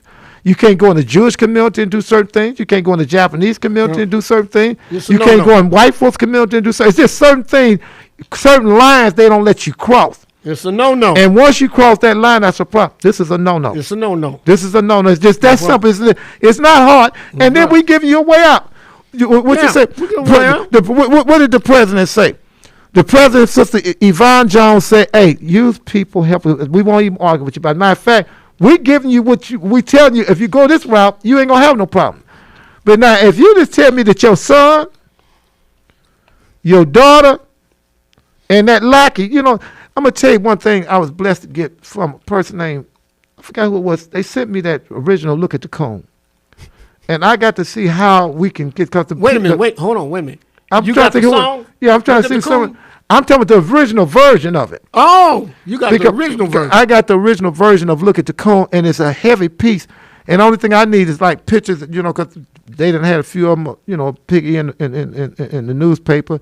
I got a few. Well, you need to print that out and share it with them. I got to print that out. I want to share it, but I would like to have it on here, and then I like to make sure I have the different pictures because I want to make sure it's not going to just be limited to him. You know, when we know one of them did something, the music come on that way, they'll know, oh, somebody got in trouble this week, and we'll say, look at the Cone, and then maybe 1 week it'll be Wesley Bell. You know, we can rotate. You know, it's plenty of them. I tell you. It won't never be a time we're going to run out now because there's plenty of them, you know, selling out and then they volunteer. No, they got their hands up. They got their hands up. Remember how we used to play softball? Oh, yeah. Somebody hit a pop fly. Oh, yeah. Somebody hit a pop fly. I go. I got it. I got this. They let me, hey, boss. And I'm telling you, they don't say it like that, but they be, I've seen the head movement. Yes, sir. Right. Yes, sir. Remind me, I'm going to say some be through with it. This is They did a piece on the Eye of the Prize, and they had a lot of segments, but this one segment, this guy came and said, hey, master, he said, well, he said, did you hear what didn't happen? He said, no. He said, last night we had a baby. He said, we had a what? We had a baby last night. And he said, this is crazy. He said, did you? He said, yeah. He said, he said, we named him after you, boss. He said, you did? He said, well, that's good. He said, when you come to my house, tomorrow morning. He said, okay, sir. He said, I'll give you some job. I'm going to give you a job. You gonna give what? I'm going to give you a job to do. He said, I didn't know I was asking him for some work. That's what Daryl Piggy reminds me. I asked the boss to name this here, but I didn't know he wasn't going to let me be my boy. It's an embarrassment in this day and time that a black man can sit and take a person a hero, a legend like a brother, Homer G. Phillips, that he can take one of the biggest legends in the history of the city of St. Louis. Or the country, because you're talking about none. Because you're talking about how this affected all around. People around the country was coming here to learn nursing and learn how to be doctors, and then just to be able to be proud to see a facility like that, and what he had to go through and his mysterious death. Yeah. The mere fact that they don't respect that is really like you taking and urinating in the water we got to drink out of. And they in their response to naming the clinic after Holmes G. Phillips Hospital, they say, well, we thought we were being honoring him. We thought we were doing the community a favor by keeping the name alive. And our response basically is, do you think we really needed you to do that? Right, yeah. Who asked you to volunteer? Did we need you to do that for us? I think we got to take a break, man. Did we need you to do that for us? It's like they used to say that they say now. Would they say, really? Yeah, really? Yeah, that's correct. Really? Really, Paul? All right. It's break time. It's time for a break. Yeah. Ladies and gentlemen, you're listening to the Freeman Bosley Jr. Show on KTZ 1600. Hallelujah AM. Keep it on lock. Quit playing. We miss you, Sister Secretary Felicia. Yes, Lord. And we miss that Karla May. We miss you, Sister Karla May. We miss you so much. We really do, and we need you. And I always feel better when we got them in the studio with us and get a chance to push the things that we're doing. And it's just, we know they're taking care of business, but at the same time, we want to let you know how much we miss you. We've been pushing this piece on Homer G, and we have to. For the brothers and sisters that are listening, me and my family, Brother Boeski, we definitely was going to that hospital. That's the hospital we went to.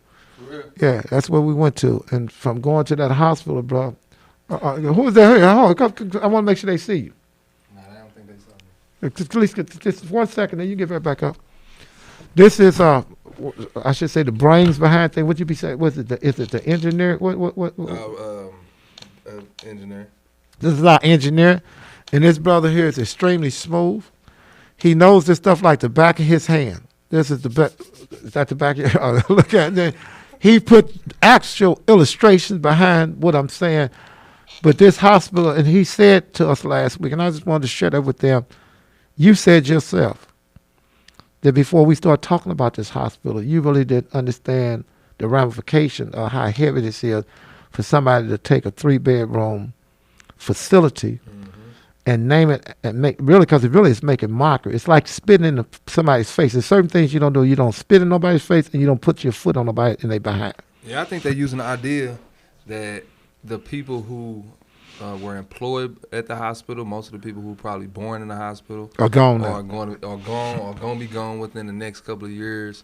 And my generation and generations that's under me, we don't really have any knowledge. They took most black history out of all schools. I went to Riverview and Hazelwood East, and I ain't never learned about any of these things until I got on the show. You know what I'm saying? So it's like, like Mr. Bosley says all the time, like they reinvented history, and they do it every day. How they, on Cherokee Street, it's the name of the street is Cherokee. They didn't change the name of the street, but they took the Indian off the street. Ain't that something? You know what I'm saying? So they're basically reinventing history. Like they're taking the key points that you all knew, and they're taking them out and reinventing it. And now, my generation on down, they're getting a new copy. You know what I'm saying? So something else just tying into what he just said. Which wasn't long, but we did at least have a month that they would talk about Black history, and you would have that an hour in that class when you came in that particular class. And they would give us, which is like we didn't have nothing until we came to America, like we didn't have a history before we came, because they would never teach us about how we built pyramids. And if I had never traveled around the world, I would have never known how heavy that is, just that alone, the pyramid, or how we were the mathematician, how we came up with this system right here. And one day you'll get a chance to do it over here for me. It was that 0. That straightened everything out, because then they had 1, 2, 3, 4. Then they call this tally. Mm-hmm. And that would be a 5. Then you do it again. That 2 of them would make a 10. Mm-hmm. Then you make L's and C's and V's and M's and all that. Well, see, none of that you can really make time. That's why, they never had watches during that time. Right. You'll never see no pictures with that. And because they didn't understand the number system, they couldn't figure nothing out. One of the biggest problems I see now, they don't have children write no more. Nope. And also another thing, like as far as the reinventing history thing, like back when y'all was coming up, Black Pride was a major thing, right?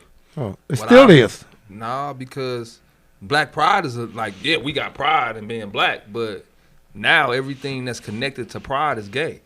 Damn. And that's real. Everything that's connected to the movement or a movement is gay versus it being the black movement, the civil rights movement. It's like the movement is now the LGBT movement. Even the black pride of St. Louis is black pride gay. It's black gay pride versus it being black pride. You know what I'm saying? It's like anything that we push on a major level, they always connect or they say that it's parallel to the gay movement versus, you know what I'm saying? Like, I don't know, man. Just me personally, I feel like, and a lot of people might not like this, but I feel like Obama was the worst president that we could have ever gotten because he didn't push no black issue. He pushed no black issues. That was my first and last time voting.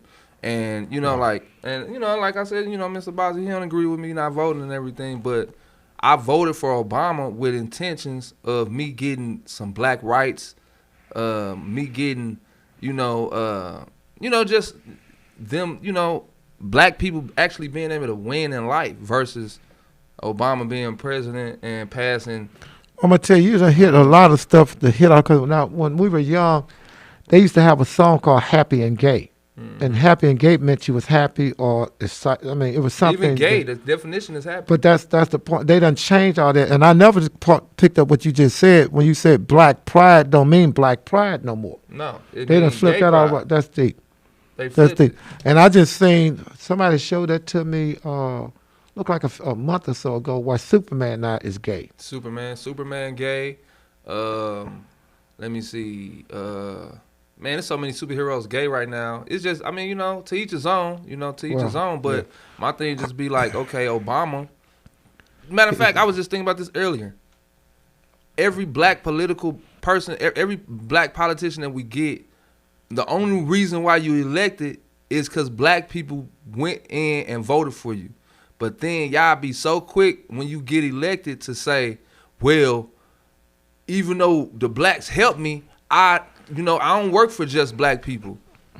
You know what I'm saying? I work for the city, or I work for the country. That's what Obama said. But then you pass gay laws. You pass gay rights. You know what I'm saying? So like you did pick out a certain Obama group never of people. spoke. You know what I'm saying? Like it wasn't until Michael Brown. Just be weird stuff like that to me. Like it wasn't until Michael Brown got killed that he even spoke on the black issue, and he didn't speak on that. He didn't speak. He was called out on that. They'll call us, especially us black men. If man, like they gonna come for me, man. But it's all good. I ain't tripping. But my thing be, like I'm here for the diaspora, man. It's. Well, see, the problem is when you come in with facts. So whatever they do is fine. But the bottom line is, we're not gonna start tiptoeing through about nothing right here. You ain't gonna do it, and I ain't gonna do it either. See, because the bottom line is, when you come in with facts. See, now if you come in with something that ain't no facts, then ain't nobody gonna let you get it out. But you come in with facts. I never paid attention to what you just got through saying when you said, because we said, say it loud, I'm black and I'm proud. Say it loud, I'm black and I'm proud. That's all we said. Everything was, like you just said, we had pride about being black. We had pride about having our own black business. The name of the gay festival is the Pride Festival, bro. Wow, that's the name of the festival. That's one of the biggest festivals in St. Louis. We don't even, in St. Louis, I'm 35 years old. We have never had a Juneteenth festival as big as Pride. Damn. We have never in St. Louis County. Jennings is currently the highest concentrated area in Missouri, in the state of Missouri. It has over 85% of their population is African American. Jennings, every 85%. 85%. Every city that's matter of fact, I'm gonna say the top 10 cities that surrounds Jennings. Whether that's Castle Point, Moline, Dalewood, Bell Fountain, Ferguson, Normandy, Bell Ridge, Bell Noor, all those cities, right? Over 50% or 65% of their populations are black. The North County has never had a Juneteenth event, but we got Pride events. Mm-hmm. They push Pride. Off of Kings Highway. It's a LGBT community office. Ain't no diaspora offices. You You know what I'm saying? It's like they're willing on pushing that agenda, but anytime we try to push the black agenda, now matter of fact, well, they got probably they used to have things called Jewish Hospital and Italian Hill and Japanese Town, but whenever you talked about a black issue, period, it was a problem. But it's like a problem. They derail it. But that's done by design. Yes. See, this ain't no mistake. Ain't no mistake about it. So we're gonna come back on the air and talk about this. I want to make sure are we ready to come back on. Yeah. Let me say this. Okay. Say that. No more black pride, bro. Brothers and sisters, this young man, and that's what I love about young people. He just gave me something that I guess I just didn't pay no attention to it. Because all we came up during the time, at least I did, most of us did this, listen out here, a lot of us I should say, is we came up, and I think we talked about it last week, through the civil rights era. And during that time, everybody was conscious and was walking around with their afros. If they reinvent history, and y'all grew up in the civil rights era, right? In yes, the sir. 60s. So now it's 2021. Within the next, Mr. Boeski 66 or 67. So I don't want to throw nothing on him and say that he's going to pass or nothing, but let's just say hypothetically speaking, within the next 30 years, right, all y'all going to be gone. The only thing that we going to know about pride, matter of fact, I ain't never even heard, I heard of the Million Man March, but there ain't been no Million Man Marches since then.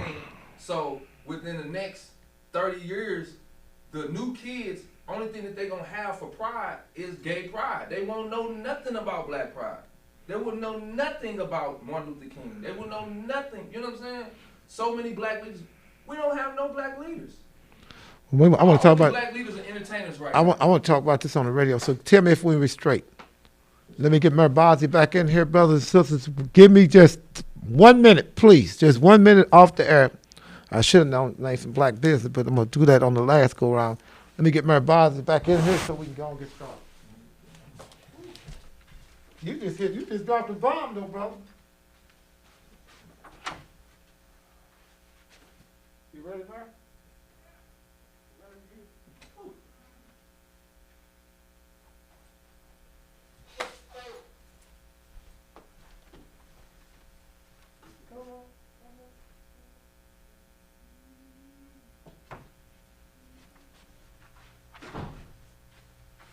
Okay, brothers and sisters, thank you so much.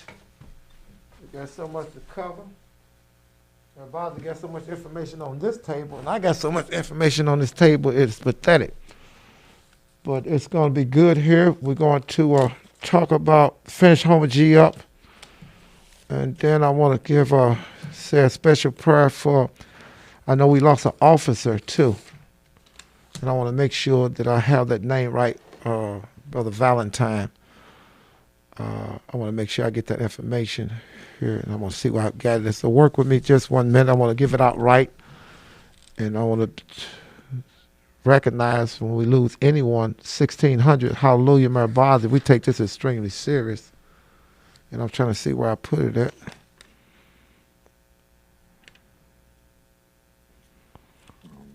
Okay, I think Mary Bosley got that, so when he come back in here, I'll get it from him. And then I believe we lost a brother, was telling me that a young man was shot 17 times, so we got to talk about the violence in our community. I want to talk about that because we got to do it because, you know, when you look at the front of these papers, Brother Boeski, it's really terrible. It really is. It's not something that, you know, we have to bring it all in. We're not trying to keep away from none of it. We got to bring it all in because you got to see it. But when you just look at the headlines, you know, when you look at the headlines, it's not good. The world. And that's what it's called, the evening world. It's not just the world. And then you see some of the craziest things, and then they get crazier and crazier. You know, but when you start thinking about people, you're hearing about how they disrespecting their parents, everything. I know you're saying a lot of things that just didn't happen during that time and that's happening now, but I can see why we're going down the street that we're going down and how we're not getting nowhere. Because there's certain lines you cannot cross.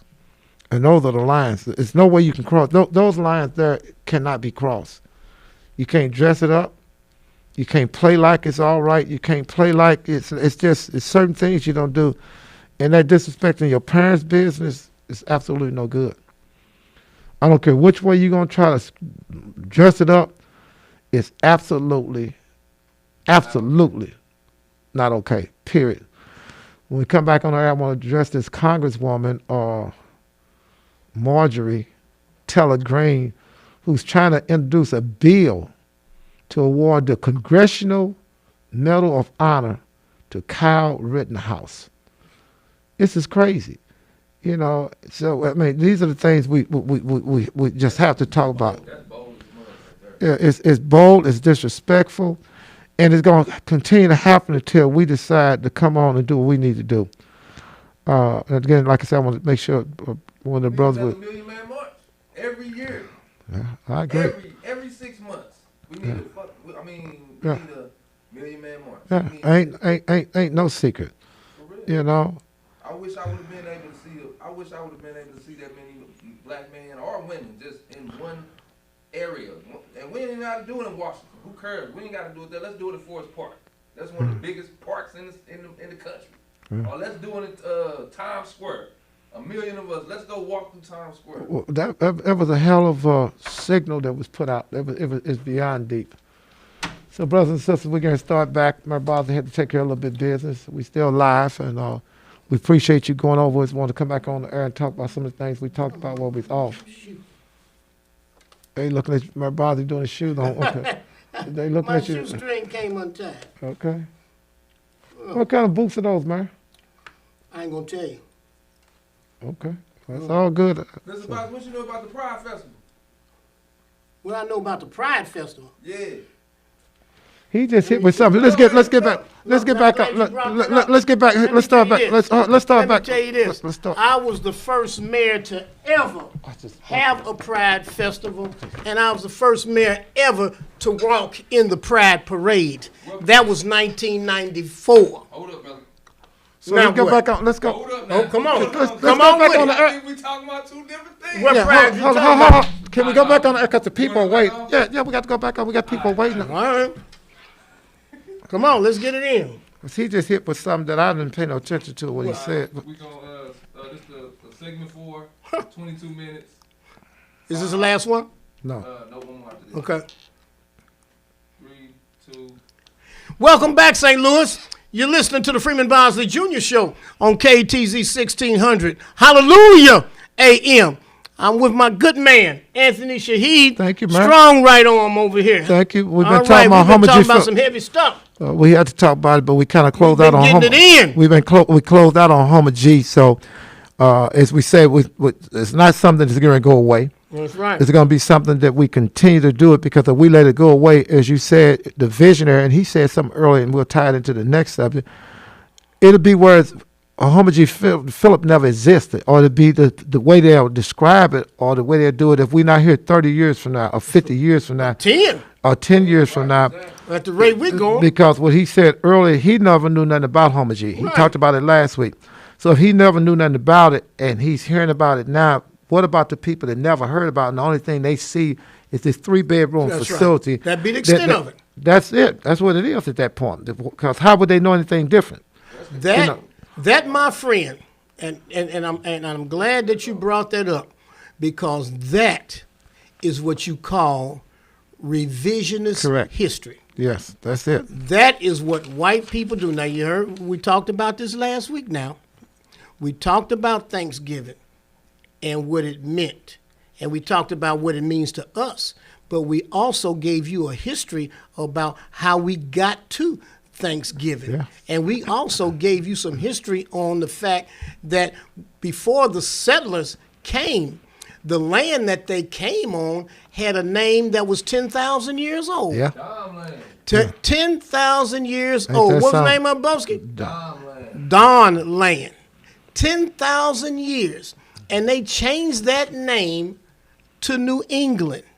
And then not only did they start eating turkey and whatever else they ate, the government started sanctioning the scalping, the taking of scalps of Indians and Native Americans, but the indigenous people, trying to wipe them all out.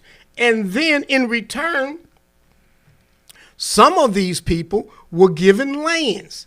that they started naming after themselves. Ain't that something? Some of them got thousands of acres. Some of them got hundreds of acres for scalping Native Americans. That's what, now, this is what we call Thanksgiving. And that's how they got it off, because the mere fact that nobody was around to tell them this ain't what it's supposed to be. That's right. And that's why we said you're going to do what you do when your holiday comes. That's fine. We're not going to sit and browbeat you. All we're trying to do is give you history. Whatever you do with it, go for it. Right. But what we're doing is you won't never say that you didn't hear it on 1600 Hallelujah on the do whatever you want with it. Yeah, that's the. So, and then he hit with something else. He said, during y'all time, he said, y'all really had pride about things. Y'all love black people. Y'all was conscious, because, last week, too, we talked about civil rights and all the different civil rights groups. And it was whichever way you turn, if it wasn't Stokely Carmichael, if it wasn't the Black Panthers, if it wasn't a group called the Black Nationalists, whichever way you went, brothers had afros. Brothers had still got Afro pick. Afro pick. They had Afro Shane, Johnson & Johnson. This is something that we were known for. We felt good about. Dashikis. Oh, yeah. They would have Black Day in the Park, Afro Day in the Park. Afro Day in the Park. We would have, what was the other thing that they have? The Percy Green, them used to have, Actions would have, and I'm trying to think what it was called. That was their Afro Day in the Park. Okay, but it seemed like they had some else. But we had everywhere it was so much pride. That's right. What he just told me that I didn't pay any attention to, he said now, in their day and time, they would never know about that type of pride that we had. That if 20 years from now, 30 years from now, we're gone, most of the young people would never know anything about how we felt about black people, how we would say it loud. That's what it's and people would holler out, I'm black and I'm proud. Say it loud, I'm black and I'm proud. But what he showed me, and I never paid attention to it until he just said so. I always tell myself, brother, if it's the truth, we don't got to run from no damn truth. We supposed to. He was saying that now the way they see it and young people see it, they don't know. When they hear pride, they don't think about black being pride, but the pride that we had, they think about the gay pride. They don't think about nothing else. And he talked about, too, then he talked about how Obama came in office and he didn't push nothing black. No, he didn't. He pushed the gay pride. Pushed himself. And he pushed himself, but that was a problem for us, because now everything deals with them is out front, but black people, we done got pushed into the in the background, and everybody else got something, and everybody else issues is pushed first. But he really made me understand. I guess I didn't, because we always said like we had black pride, man. That's just what we had. Whichever way you turned around, we were proud of what we had. And he showed me. Pride because one of the largest festivals in St. Louis and St. Charles County is the Pride Festival, but it's not Black Pride Festival. It's the Gay Pride Festival. Yeah. So I want to make sure the people on the record, because you in the background, but what he's saying is now that people now, when they hear pride, they don't know anything about a Million Man March or any kind of pride that we had from that. They all take it in a different way. And whatever they do, that's their business. But he's giving facts, and these are actual facts. The actual facts is that when me and Mary Bosley are gone, you're going to know about what they talking about now, and that's just your business, whatever you own. But you will never know how we felt with Afro Day in the Park.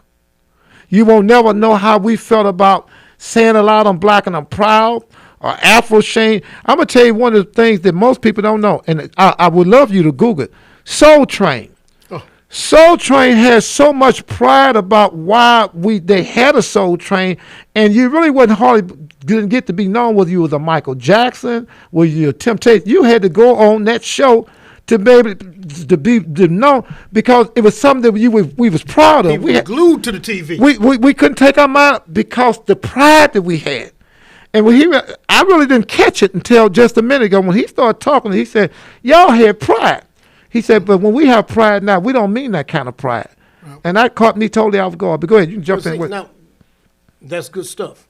But with Boeski, you should do is chronicle all of this that we've been talking about. Yes, sir. You need to get a camera and do like a little small documentary on what that was and what it meant here in St. Louis. Yeah. You hear what I'm saying? And go around and start interviewing people and get them to tell you about it, and they'll light up. when they start thinking about how things actually go to a Percy Green and ask him how he absolutely had the group that he had and how they really took. During that time, man, it was nothing to see brothers with black tams on their head, brothers with all black shoes on, what they called trooper boots, or paratroopers boots, and army jacket. It was nothing to see because that's how we. And I'm gonna tell you something. I'm gonna tell you something else you wouldn't do for Dr. King's birthday or the day he was slain for real. You weren't gonna have that store open. Just out of respect, you weren't gonna do that. And if them brothers came through there with that all black on and say, tomorrow we doing with Dr. King on anything, they didn't have to tell you number one time. And you understood. And let me tell you this. In 1983, I was the clerk of the circuit court. That was my first year in office. 1983. Bill Bailey and a couple other black people came to me and said, we want you to close this office. I love it. Shut it down. 1983. You hear me? I'm listening. I done made a note of something. And my compromise with him was, look, I understand and I get it, but as the clerk, I am the official custodian of all legal documents. So I have to have an office open for people to file lawsuits because people can't miss these filing deadlines and things like that. So I told them what I would do. I'll pare my office down to the least amount of people that I need to operate. And what came out of that was the phrase skeleton crew. Oh, wow. Now that's heavy. That's heavy. Skeleton crew. We would just have barely enough people here so people could file and take care of their business. But the rest of us, the office would be honoring Dr. King. We did that until it actually became a holiday. Wow, now, brothers and sisters, that's why this show is so important because of the history. The skeleton crew. Now you know where that came from. That you, in other words, it's like they say, you can't have no meat on the bone. You trim it all the way down. Sometimes when you go put in a bid on a job, they would say to the bone. Yeah, they say, "Hey man, you got too much fat. You got to trim that on down to the bone." That's what we did in the clerk's office. We went on Dr. Martin Luther King Day. We went to the bone. That's beautiful. Yeah. So, brothers and sisters, this is history. That was because I would have done it, but it was Bill Bailey. And they were serious. What you talking about? They came over there to see me. Ain't no secret. They came to see me. Say, shut this office down. Now, they ain't come say no to no white person and say, shut your office down. But they came to me because I was black. Well, the pride that you're supposed to have in what Dr. King went through, it's called respect, too. Yeah, absolutely. Whatever words you want to title it, they might just something. We want to see your demonstration. We want to see how you feel because Jesus said you judge a tree by the fruit it bears and you judge a man by his ways and actions. What Dr. King represented to us then and now, it's out of respect. Because I hear a lot of people talk real retarded and say things like, when Dr. King would do, that's what he fought for us, is the work and all. They come up with all kind of stuff. It's just a really excuse that they don't want to do what they're supposed to do. And a person is sacrificing, gave their life. That's why in Islam, Dr. King is known as a martyr. They would, a mealy mouth would have said, "Oh, now I got this office, and I appreciate you all voting for me. But as the clerk, I'm official custodian on the record. So I got to have this office open, and so I got to do what I got to do, and that's it." Well, I tell you one thing. You wouldn't have said that to them brothers. You was conscious, so you didn't have to go there. But one thing about them brothers there, they didn't play that. They wouldn't tell you nothing 2 or 3 times. What? They weren't gonna tell you nothing 2 or 3 times. Well, you figured out. No, what they would have done, they would have made an example out of me, and they probably would have been out on the front marching, talking about Bosley black, but won't close the office. And black people and Negroes in the neighborhood would be running with it. "Oh, ain't that a damn shame? He's lousy. He acting up. He ain't doing a damn thing for us." During that time, you would be ashamed because there was so much pride. Who's Percy Green? Percy Green. Okay, don't say that. Don't say. Look, don't say that on the air. Don't say that on the air. He's saying he wants to talk about it, so that's okay. He do like we say, like it, share it, tag it, and follow it. We're gonna bring Percy Green in here. Yeah. Brother Percy Green. We're gonna show you who he is. Brother Percy Green is a brother to this day that we have the highest respect for. Brother Percy Green is the reason why most of those people working at Ameren UE or whatever they want to call it. They call it something different now. What, Laclede Gas Company? What at Arches down there? He introduced what you call the molasses or the syrup or the paint. Not because he was a painter. You go in there and do one of them buildings and then have no black people on there. He come in a pretty office like this. When they get through pouring syrup on that table, on the couches and those chairs, and when they get to putting molasses down on there and chain themselves against the door, you understand this is business. This business as usual is not going to happen. What you're going to do, you're going to have some black people in this building, or either you're not going to be in this building. And they had people that were strong enough and were serious enough. And then I'm going to tell you something else they wouldn't do. They wouldn't just get up and let somebody put handcuffs on them. If you're going to do a job, you're going to do a job all the way. You're going to carry us out. Yeah, they lay down. We're going to lay down, and you got to be dead weight. Head weight. Dead weight that you got to pick up. Ain't no, come on, let's go to the paddy wagon. You just fall jumping down up on the ground. No, you're going to do your job here. And what he wound up doing, especially with that arch, that arch is one that, he did a lot of that in the Veil of Prophet, this piece. That's why I bring it every week, this Veil of Prophet piece. But he was the one between those two pieces, a lot of other stuff, but that's what he got his thumbprint on. While we do this, we need to bring Percy Green back by popular demand. Yes. Particularly for the people in Boeski's age group. I like that. He's been here a couple times before, but that was before you started producing. Yeah. But you don't see the real deal. And it's one of these things where I can show you better than I can tell you. Ain't no secret. Right. And I'm talking about a legend. Oh, yeah. Living. I'm talking about a living legend. And I'm going to tell you something else, too. See, when you do the kind of work that we do out here, it's a price to pay. It's a penalty for telling the truth. His penalty for telling the truth was J. Edgar Hoover, who was over the FBI through his COINTEL program. Percy Green in this area was one of the main people. There's a lot of them on the list now, but he was top on the list. You know how they have the top 3 and the top 5, the top 10? He was one of the tops that they was looking at because white folks never concerned about a house when they catch on fire. They worry about how it's going to spread, or forest. When the forest catch on fire, they're concerned, but they worry about how it's going to spread. The mere fact he started doing that, other people started doing that. And then remember, they was conscious now. They wasn't mealy mouth like as Mary Bosley said like that. Now they don't get embarrassed that you embarrass them. They don't, because they don't have no kind of pride. They don't have any kind of principles. You know, as long as you got some money, they like prostitutes. Anybody can buy them. Those brothers there and another brother who was powerful. Look at this, but Ivory Perry. Mm-hmm. I'm talking about powerful men now. I'm talking about brothers that would help you get a job. Yep. Wouldn't ask you for no kickback, and guess what? Boeski's not working.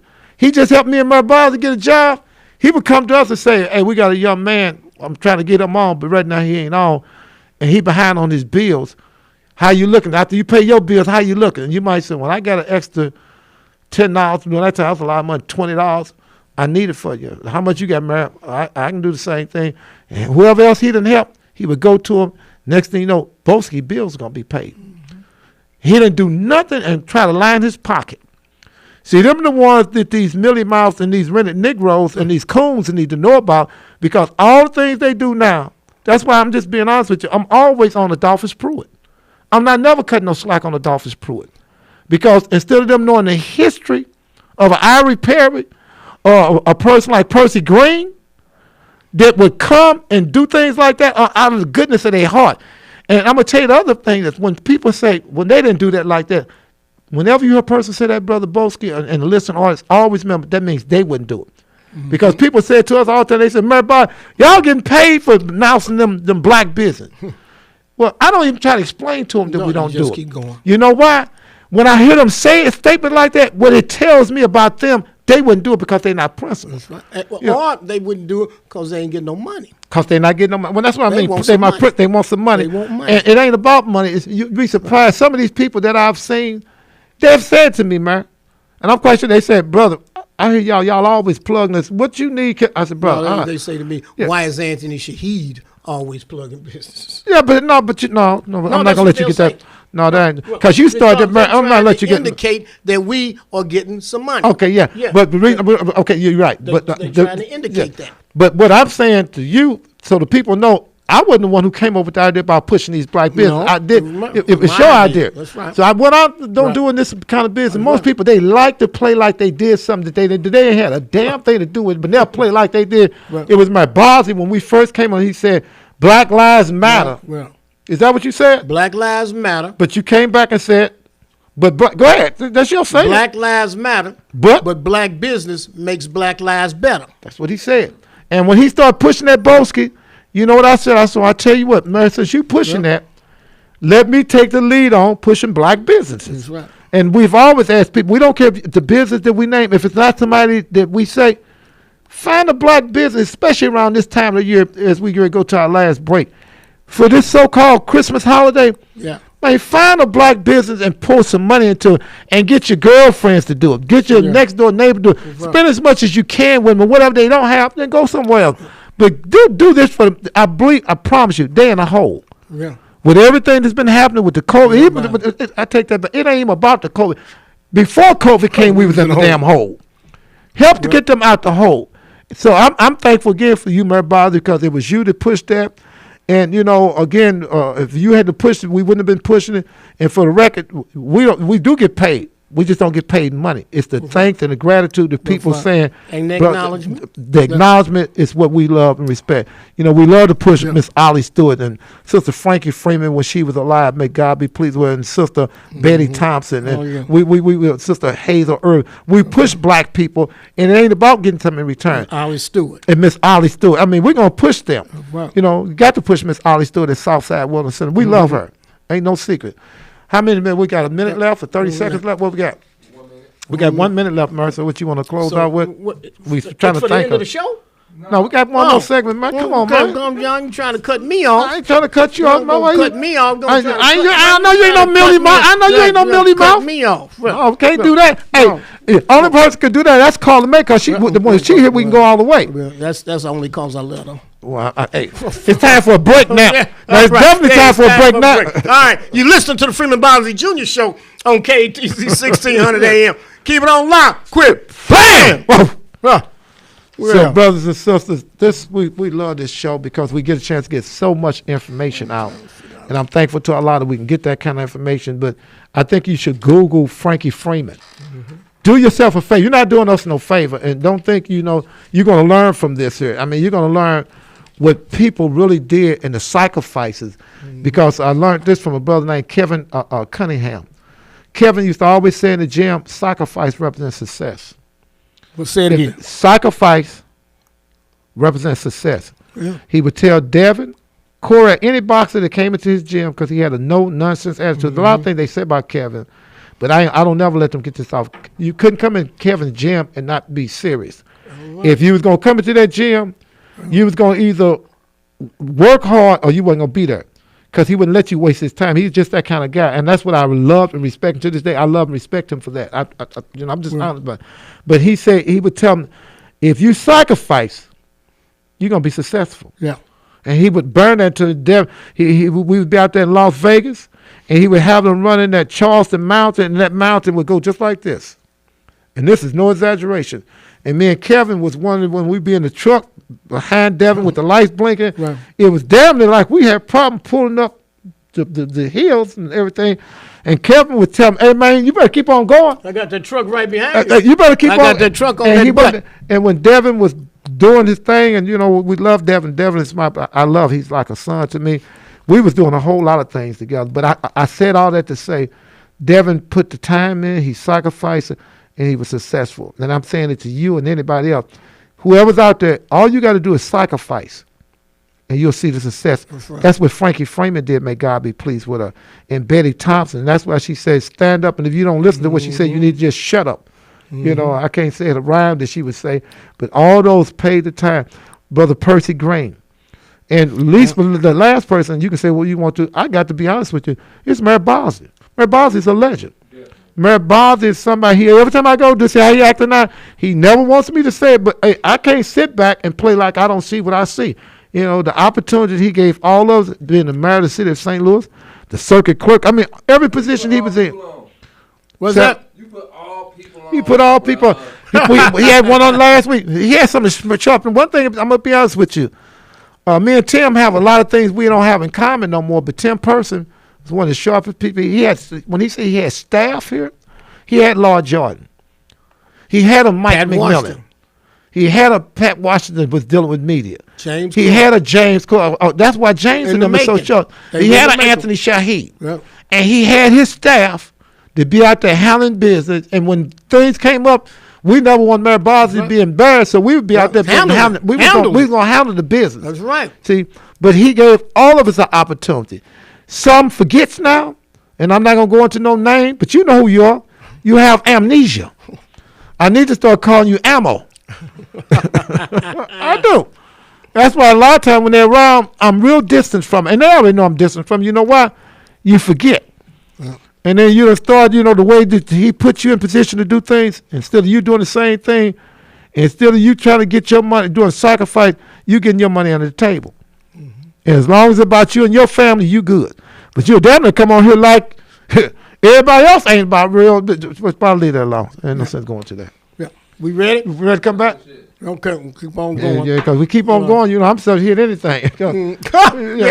Maybe I need to take the mic from you now. It's my turn. Well, come on. You start getting warmed up, you're going to cut loose on But it's the truth. But I bet you can't look me in the eye and tell me I'm lying. No, you own it. If I'm lying, just say I'm lying. You own it. Yeah, You can't play no marbles, but you own it. Yeah, okay, but I tell you what, they can't play no marbles either. They don't know nothing about it. They don't forget. They forget who gave them the marbles. Yeah, at least you. I don't have no. Wherever I go, I said it.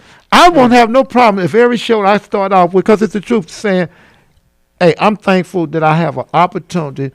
Because I'm gonna be honest with you, I was called getting attacked for no reason on something. God bless me, started the Jason Stockley case. Yep, that's right. Next thing I know, Turn some people against you. I wasn't even before it was over with. I had nothing to do with it. They done had rubbing. You was with them every day. You was with them at the courthouse every day. I was right there, and the next thing I know, damn, they called on the radio one time. I was like, damn, where's this coming from? I knew then it was more than what met the eye. Right. But that's when I started seeing and then next thing I know, everybody was a part of the Jason Stockley case except for Anthony Shahid. I was the one that they saying didn't supposed to say nothing, because them white folks had started coming in there, and they said, I tell you what, y'all did this stuff once out there in Ferguson. You're not going to get this off again. So let us come. And next thing I know, out of nowhere, I'm just giving you the history, Reverend Darrell Gray appears out of nowhere like an invisible man. And next thing I know, he was pulling tricks out of a hat, like Bewitched or something. Next thing you know, he wasn't a warlock, he was a witch. And next thing I know, every time I look up, he the damn spokesman.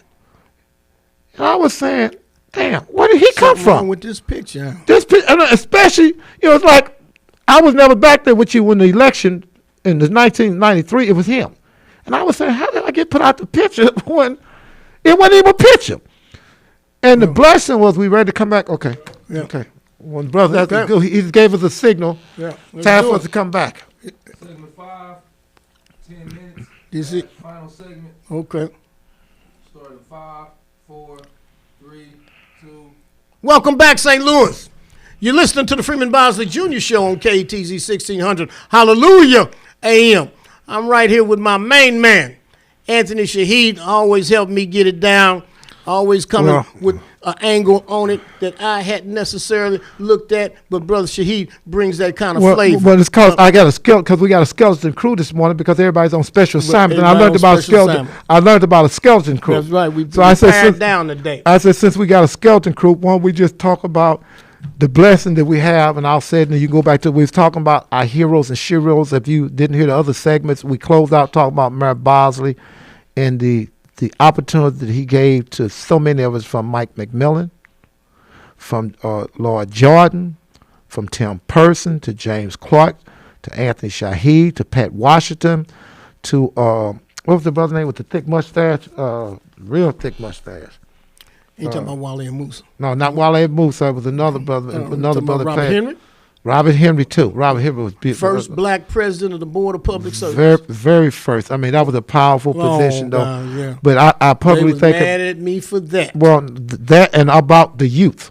That was the two things. But anyway, I know you got something else you want to talk about. But I have to get stuff off because if we don't talk about this in a minute, Mary Bosley but never gave nobody the opportunity because 10 years from now, 20 years from now, when we dead, somebody else will come back and do the new video. 10, 20 years? Well, I don't mean it like that. My daddy 88. Yeah, when I'm saying I got a hard 10. Okay. 40. Well, next 40 years, 20 I should say. 30. Well, I'm talking about two, so 40 years from now. I probably won't make it to 100, but I'm going to get into the 80s. No, well, I don't know. I don't know about that. I'm going into the 80s. Yeah, we'll see. Yeah, if I can just keep myself But the only thing I know is they're going to do some revision, man. Huh? And if they'll start some revision. Absolutely. They're doing that already. And if we don't put out what you did for myself and James Clark and so many of the opportunities, then, we want to do it. But make sure you check out who Percy Green is, Ivory Perry is. Make sure you look up who Ollie Stewart is still to this day and what she has done, the accomplishments she's done. Get your little history lesson. I remember when I was in office and I was running for re-election, and I had an opportunity to meet with the editor of the Post-Dispatch. Now, his name was Cole Campbell, C-O-L-E, Campbell. And he had just come to St. Louis, probably been here maybe a year and a half. And we were talking, and he was saying, well, why don't you share with me some of your accomplishments? And I started talking to him. I said, Forest Park, Harris Stowe, Highway 70, Martin Luther King, all these streets are now getting paved by the state government when they were generally based on getting paved by the city. I said the gang and the youth summits, all of these accomplishments that we've been able he said right into the mic, Murray, he said. And he looked at me and he said, I hear you always taking credit for a lot of things. He said, but I want to let you know that I'm wired. I'm kind of hooked up. I'm hooked up into this town, and people say that you really didn't do those things. That's cool. I said, well, where do you see the people that you talking to? And he started telling, well, this is how arrogant white people can be. He said, I have lunch every day. At it wasn't the Drunken Fish Den, but right there at Euclid and Merlin. I remember that. Yeah, I have lunch there every day, and people come and talk to me. I said, so you're gonna base your opinions about what I've just told you and shared with you on some conversations that you had with people in while you sitting here having lunch? I say you need to get out of this damn place and get out into the community. Yeah, in the streets. Yeah, that's how you get information. Yeah, but he was like that. Yeah. But unfortunately, he got killed in a car accident. So God has taken him, or somebody has taken him to another place. So I ain't gonna be so hard on him if he was still alive. Until you go to the barbershop, you really want to know what's happening. Go to them clubs. That's what we was doing with hitting them elections. When we wanted to get somebody in office, we knew what to do. But I know you want to hit some on Aubrey there because we got about 5 minutes. I want to talk about this thing with the men who got convicted for killing Ahmaud Arbery. That happened last week, and there was quite a bit of I'm not going to say jubilation, but people were finally shown some justice, because these guys were convicted. These 3 white men were convicted. It says the video of Ahmaud Arbery's shotgun death was a shocking piece of evidence that suddenly brought the black man's killing into the national consciousness. It definitely did that. But it says the murder convictions of the 3 white men who chased him may have been secured as much by their own words, meaning what they told investigators. I remember this part. The day of the shooting.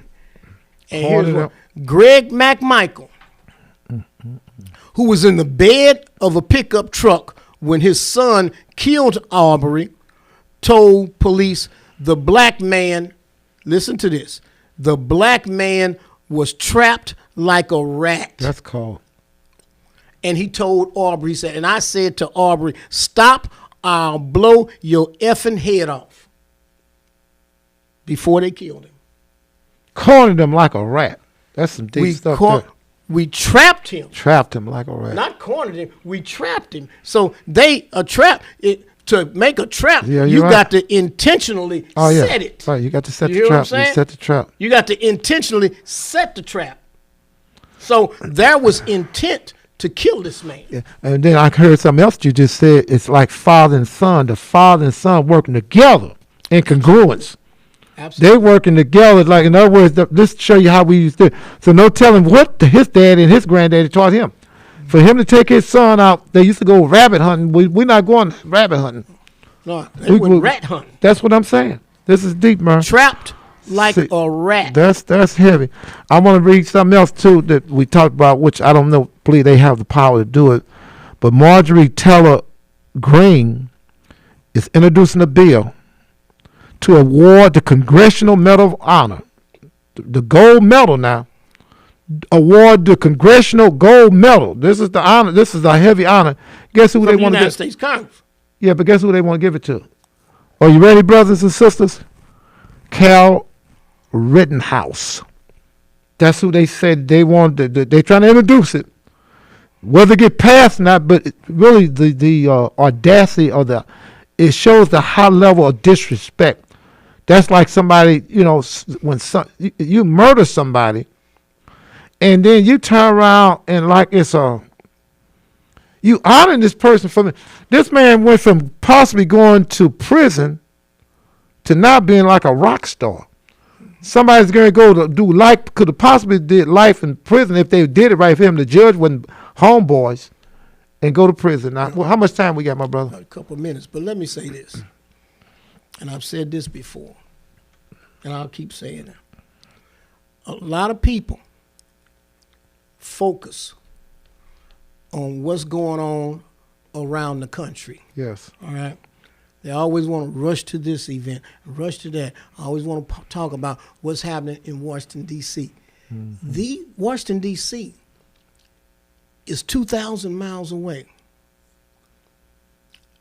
This country has 300 million people in it. Wow, that's deep. Only 30 million are black. So that's 10%. So it's 10. We might maybe let's stretch it a little bit. We might be 11 or 12%. Might be 35 million. But out of 300, you done lost. They aren't paying attention to you. They're not paying attention to us. Why? Because we really don't make a difference in the overall scheme of things. That's why I say I focus on what's going on here in St. Louis. Yes, sir. City Hall, downtown, is just 5 miles away, 3 miles away. Yeah, you can have an impact there. These aldermanic races, you can have an impact here. The Senate races, you can have an impact here. The state rep races, you can have an impact here. Yeah. This $500 million that the city got, we can have an impact on that money. But let's not focus on all of this. Well, you can, but start beginning to also focus on what you can do. See, you ain't gonna do nothing but frustrate yourself if you keep fooling around with all this national stuff. We're gonna get more trouble than that if we don't. Let's cast our buckets down where we are. Can we let's cast the buckets down where we are. We got 5 seconds to tell people to like it, share it, tag it, and follow it. Like it, share it, tag it, and follow it. Like it, share it, we're on the what? Like it, share it, tag it, follow. You listen to. Like it, share it, tag it, follow.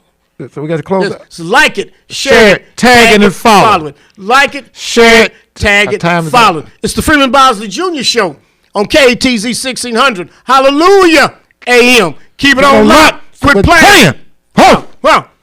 Allahu Akbar. Yeah. So, brothers and sisters, thank you so much for being patient. We appreciate you. We appreciate you very, very much. But now we need you to like it, share it, tag it, and follow. We need you to do that for us. Right. Again, I want to thank everybody who was in my family's corner this week and kept us in their prayers.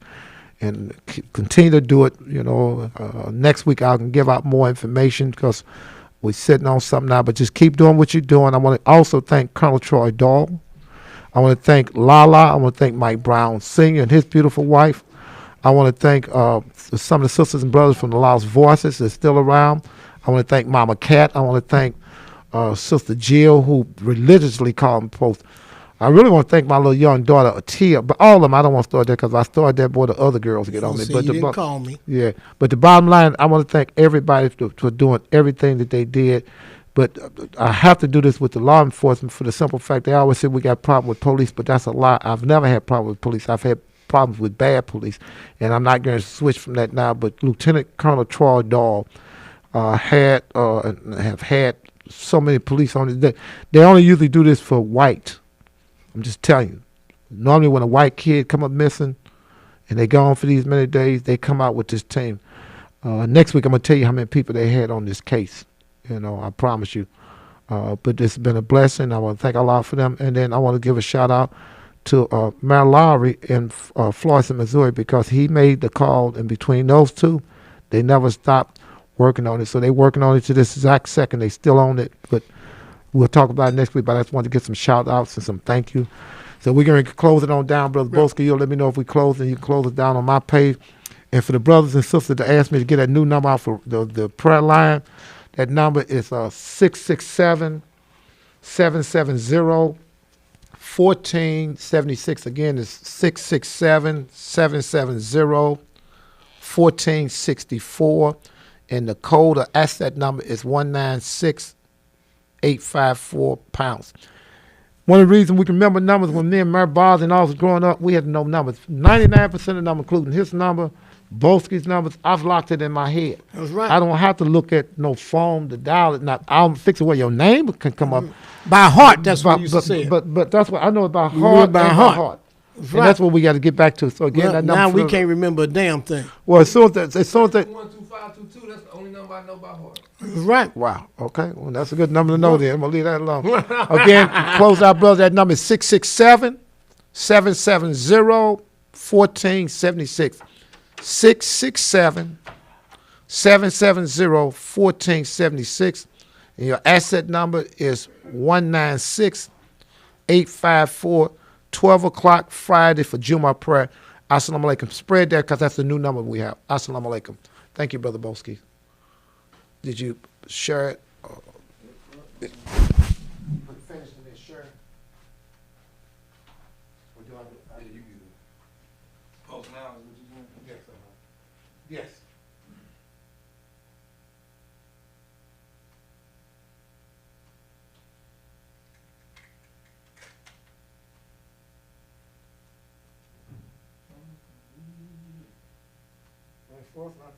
We off, right? I'll make sure, man.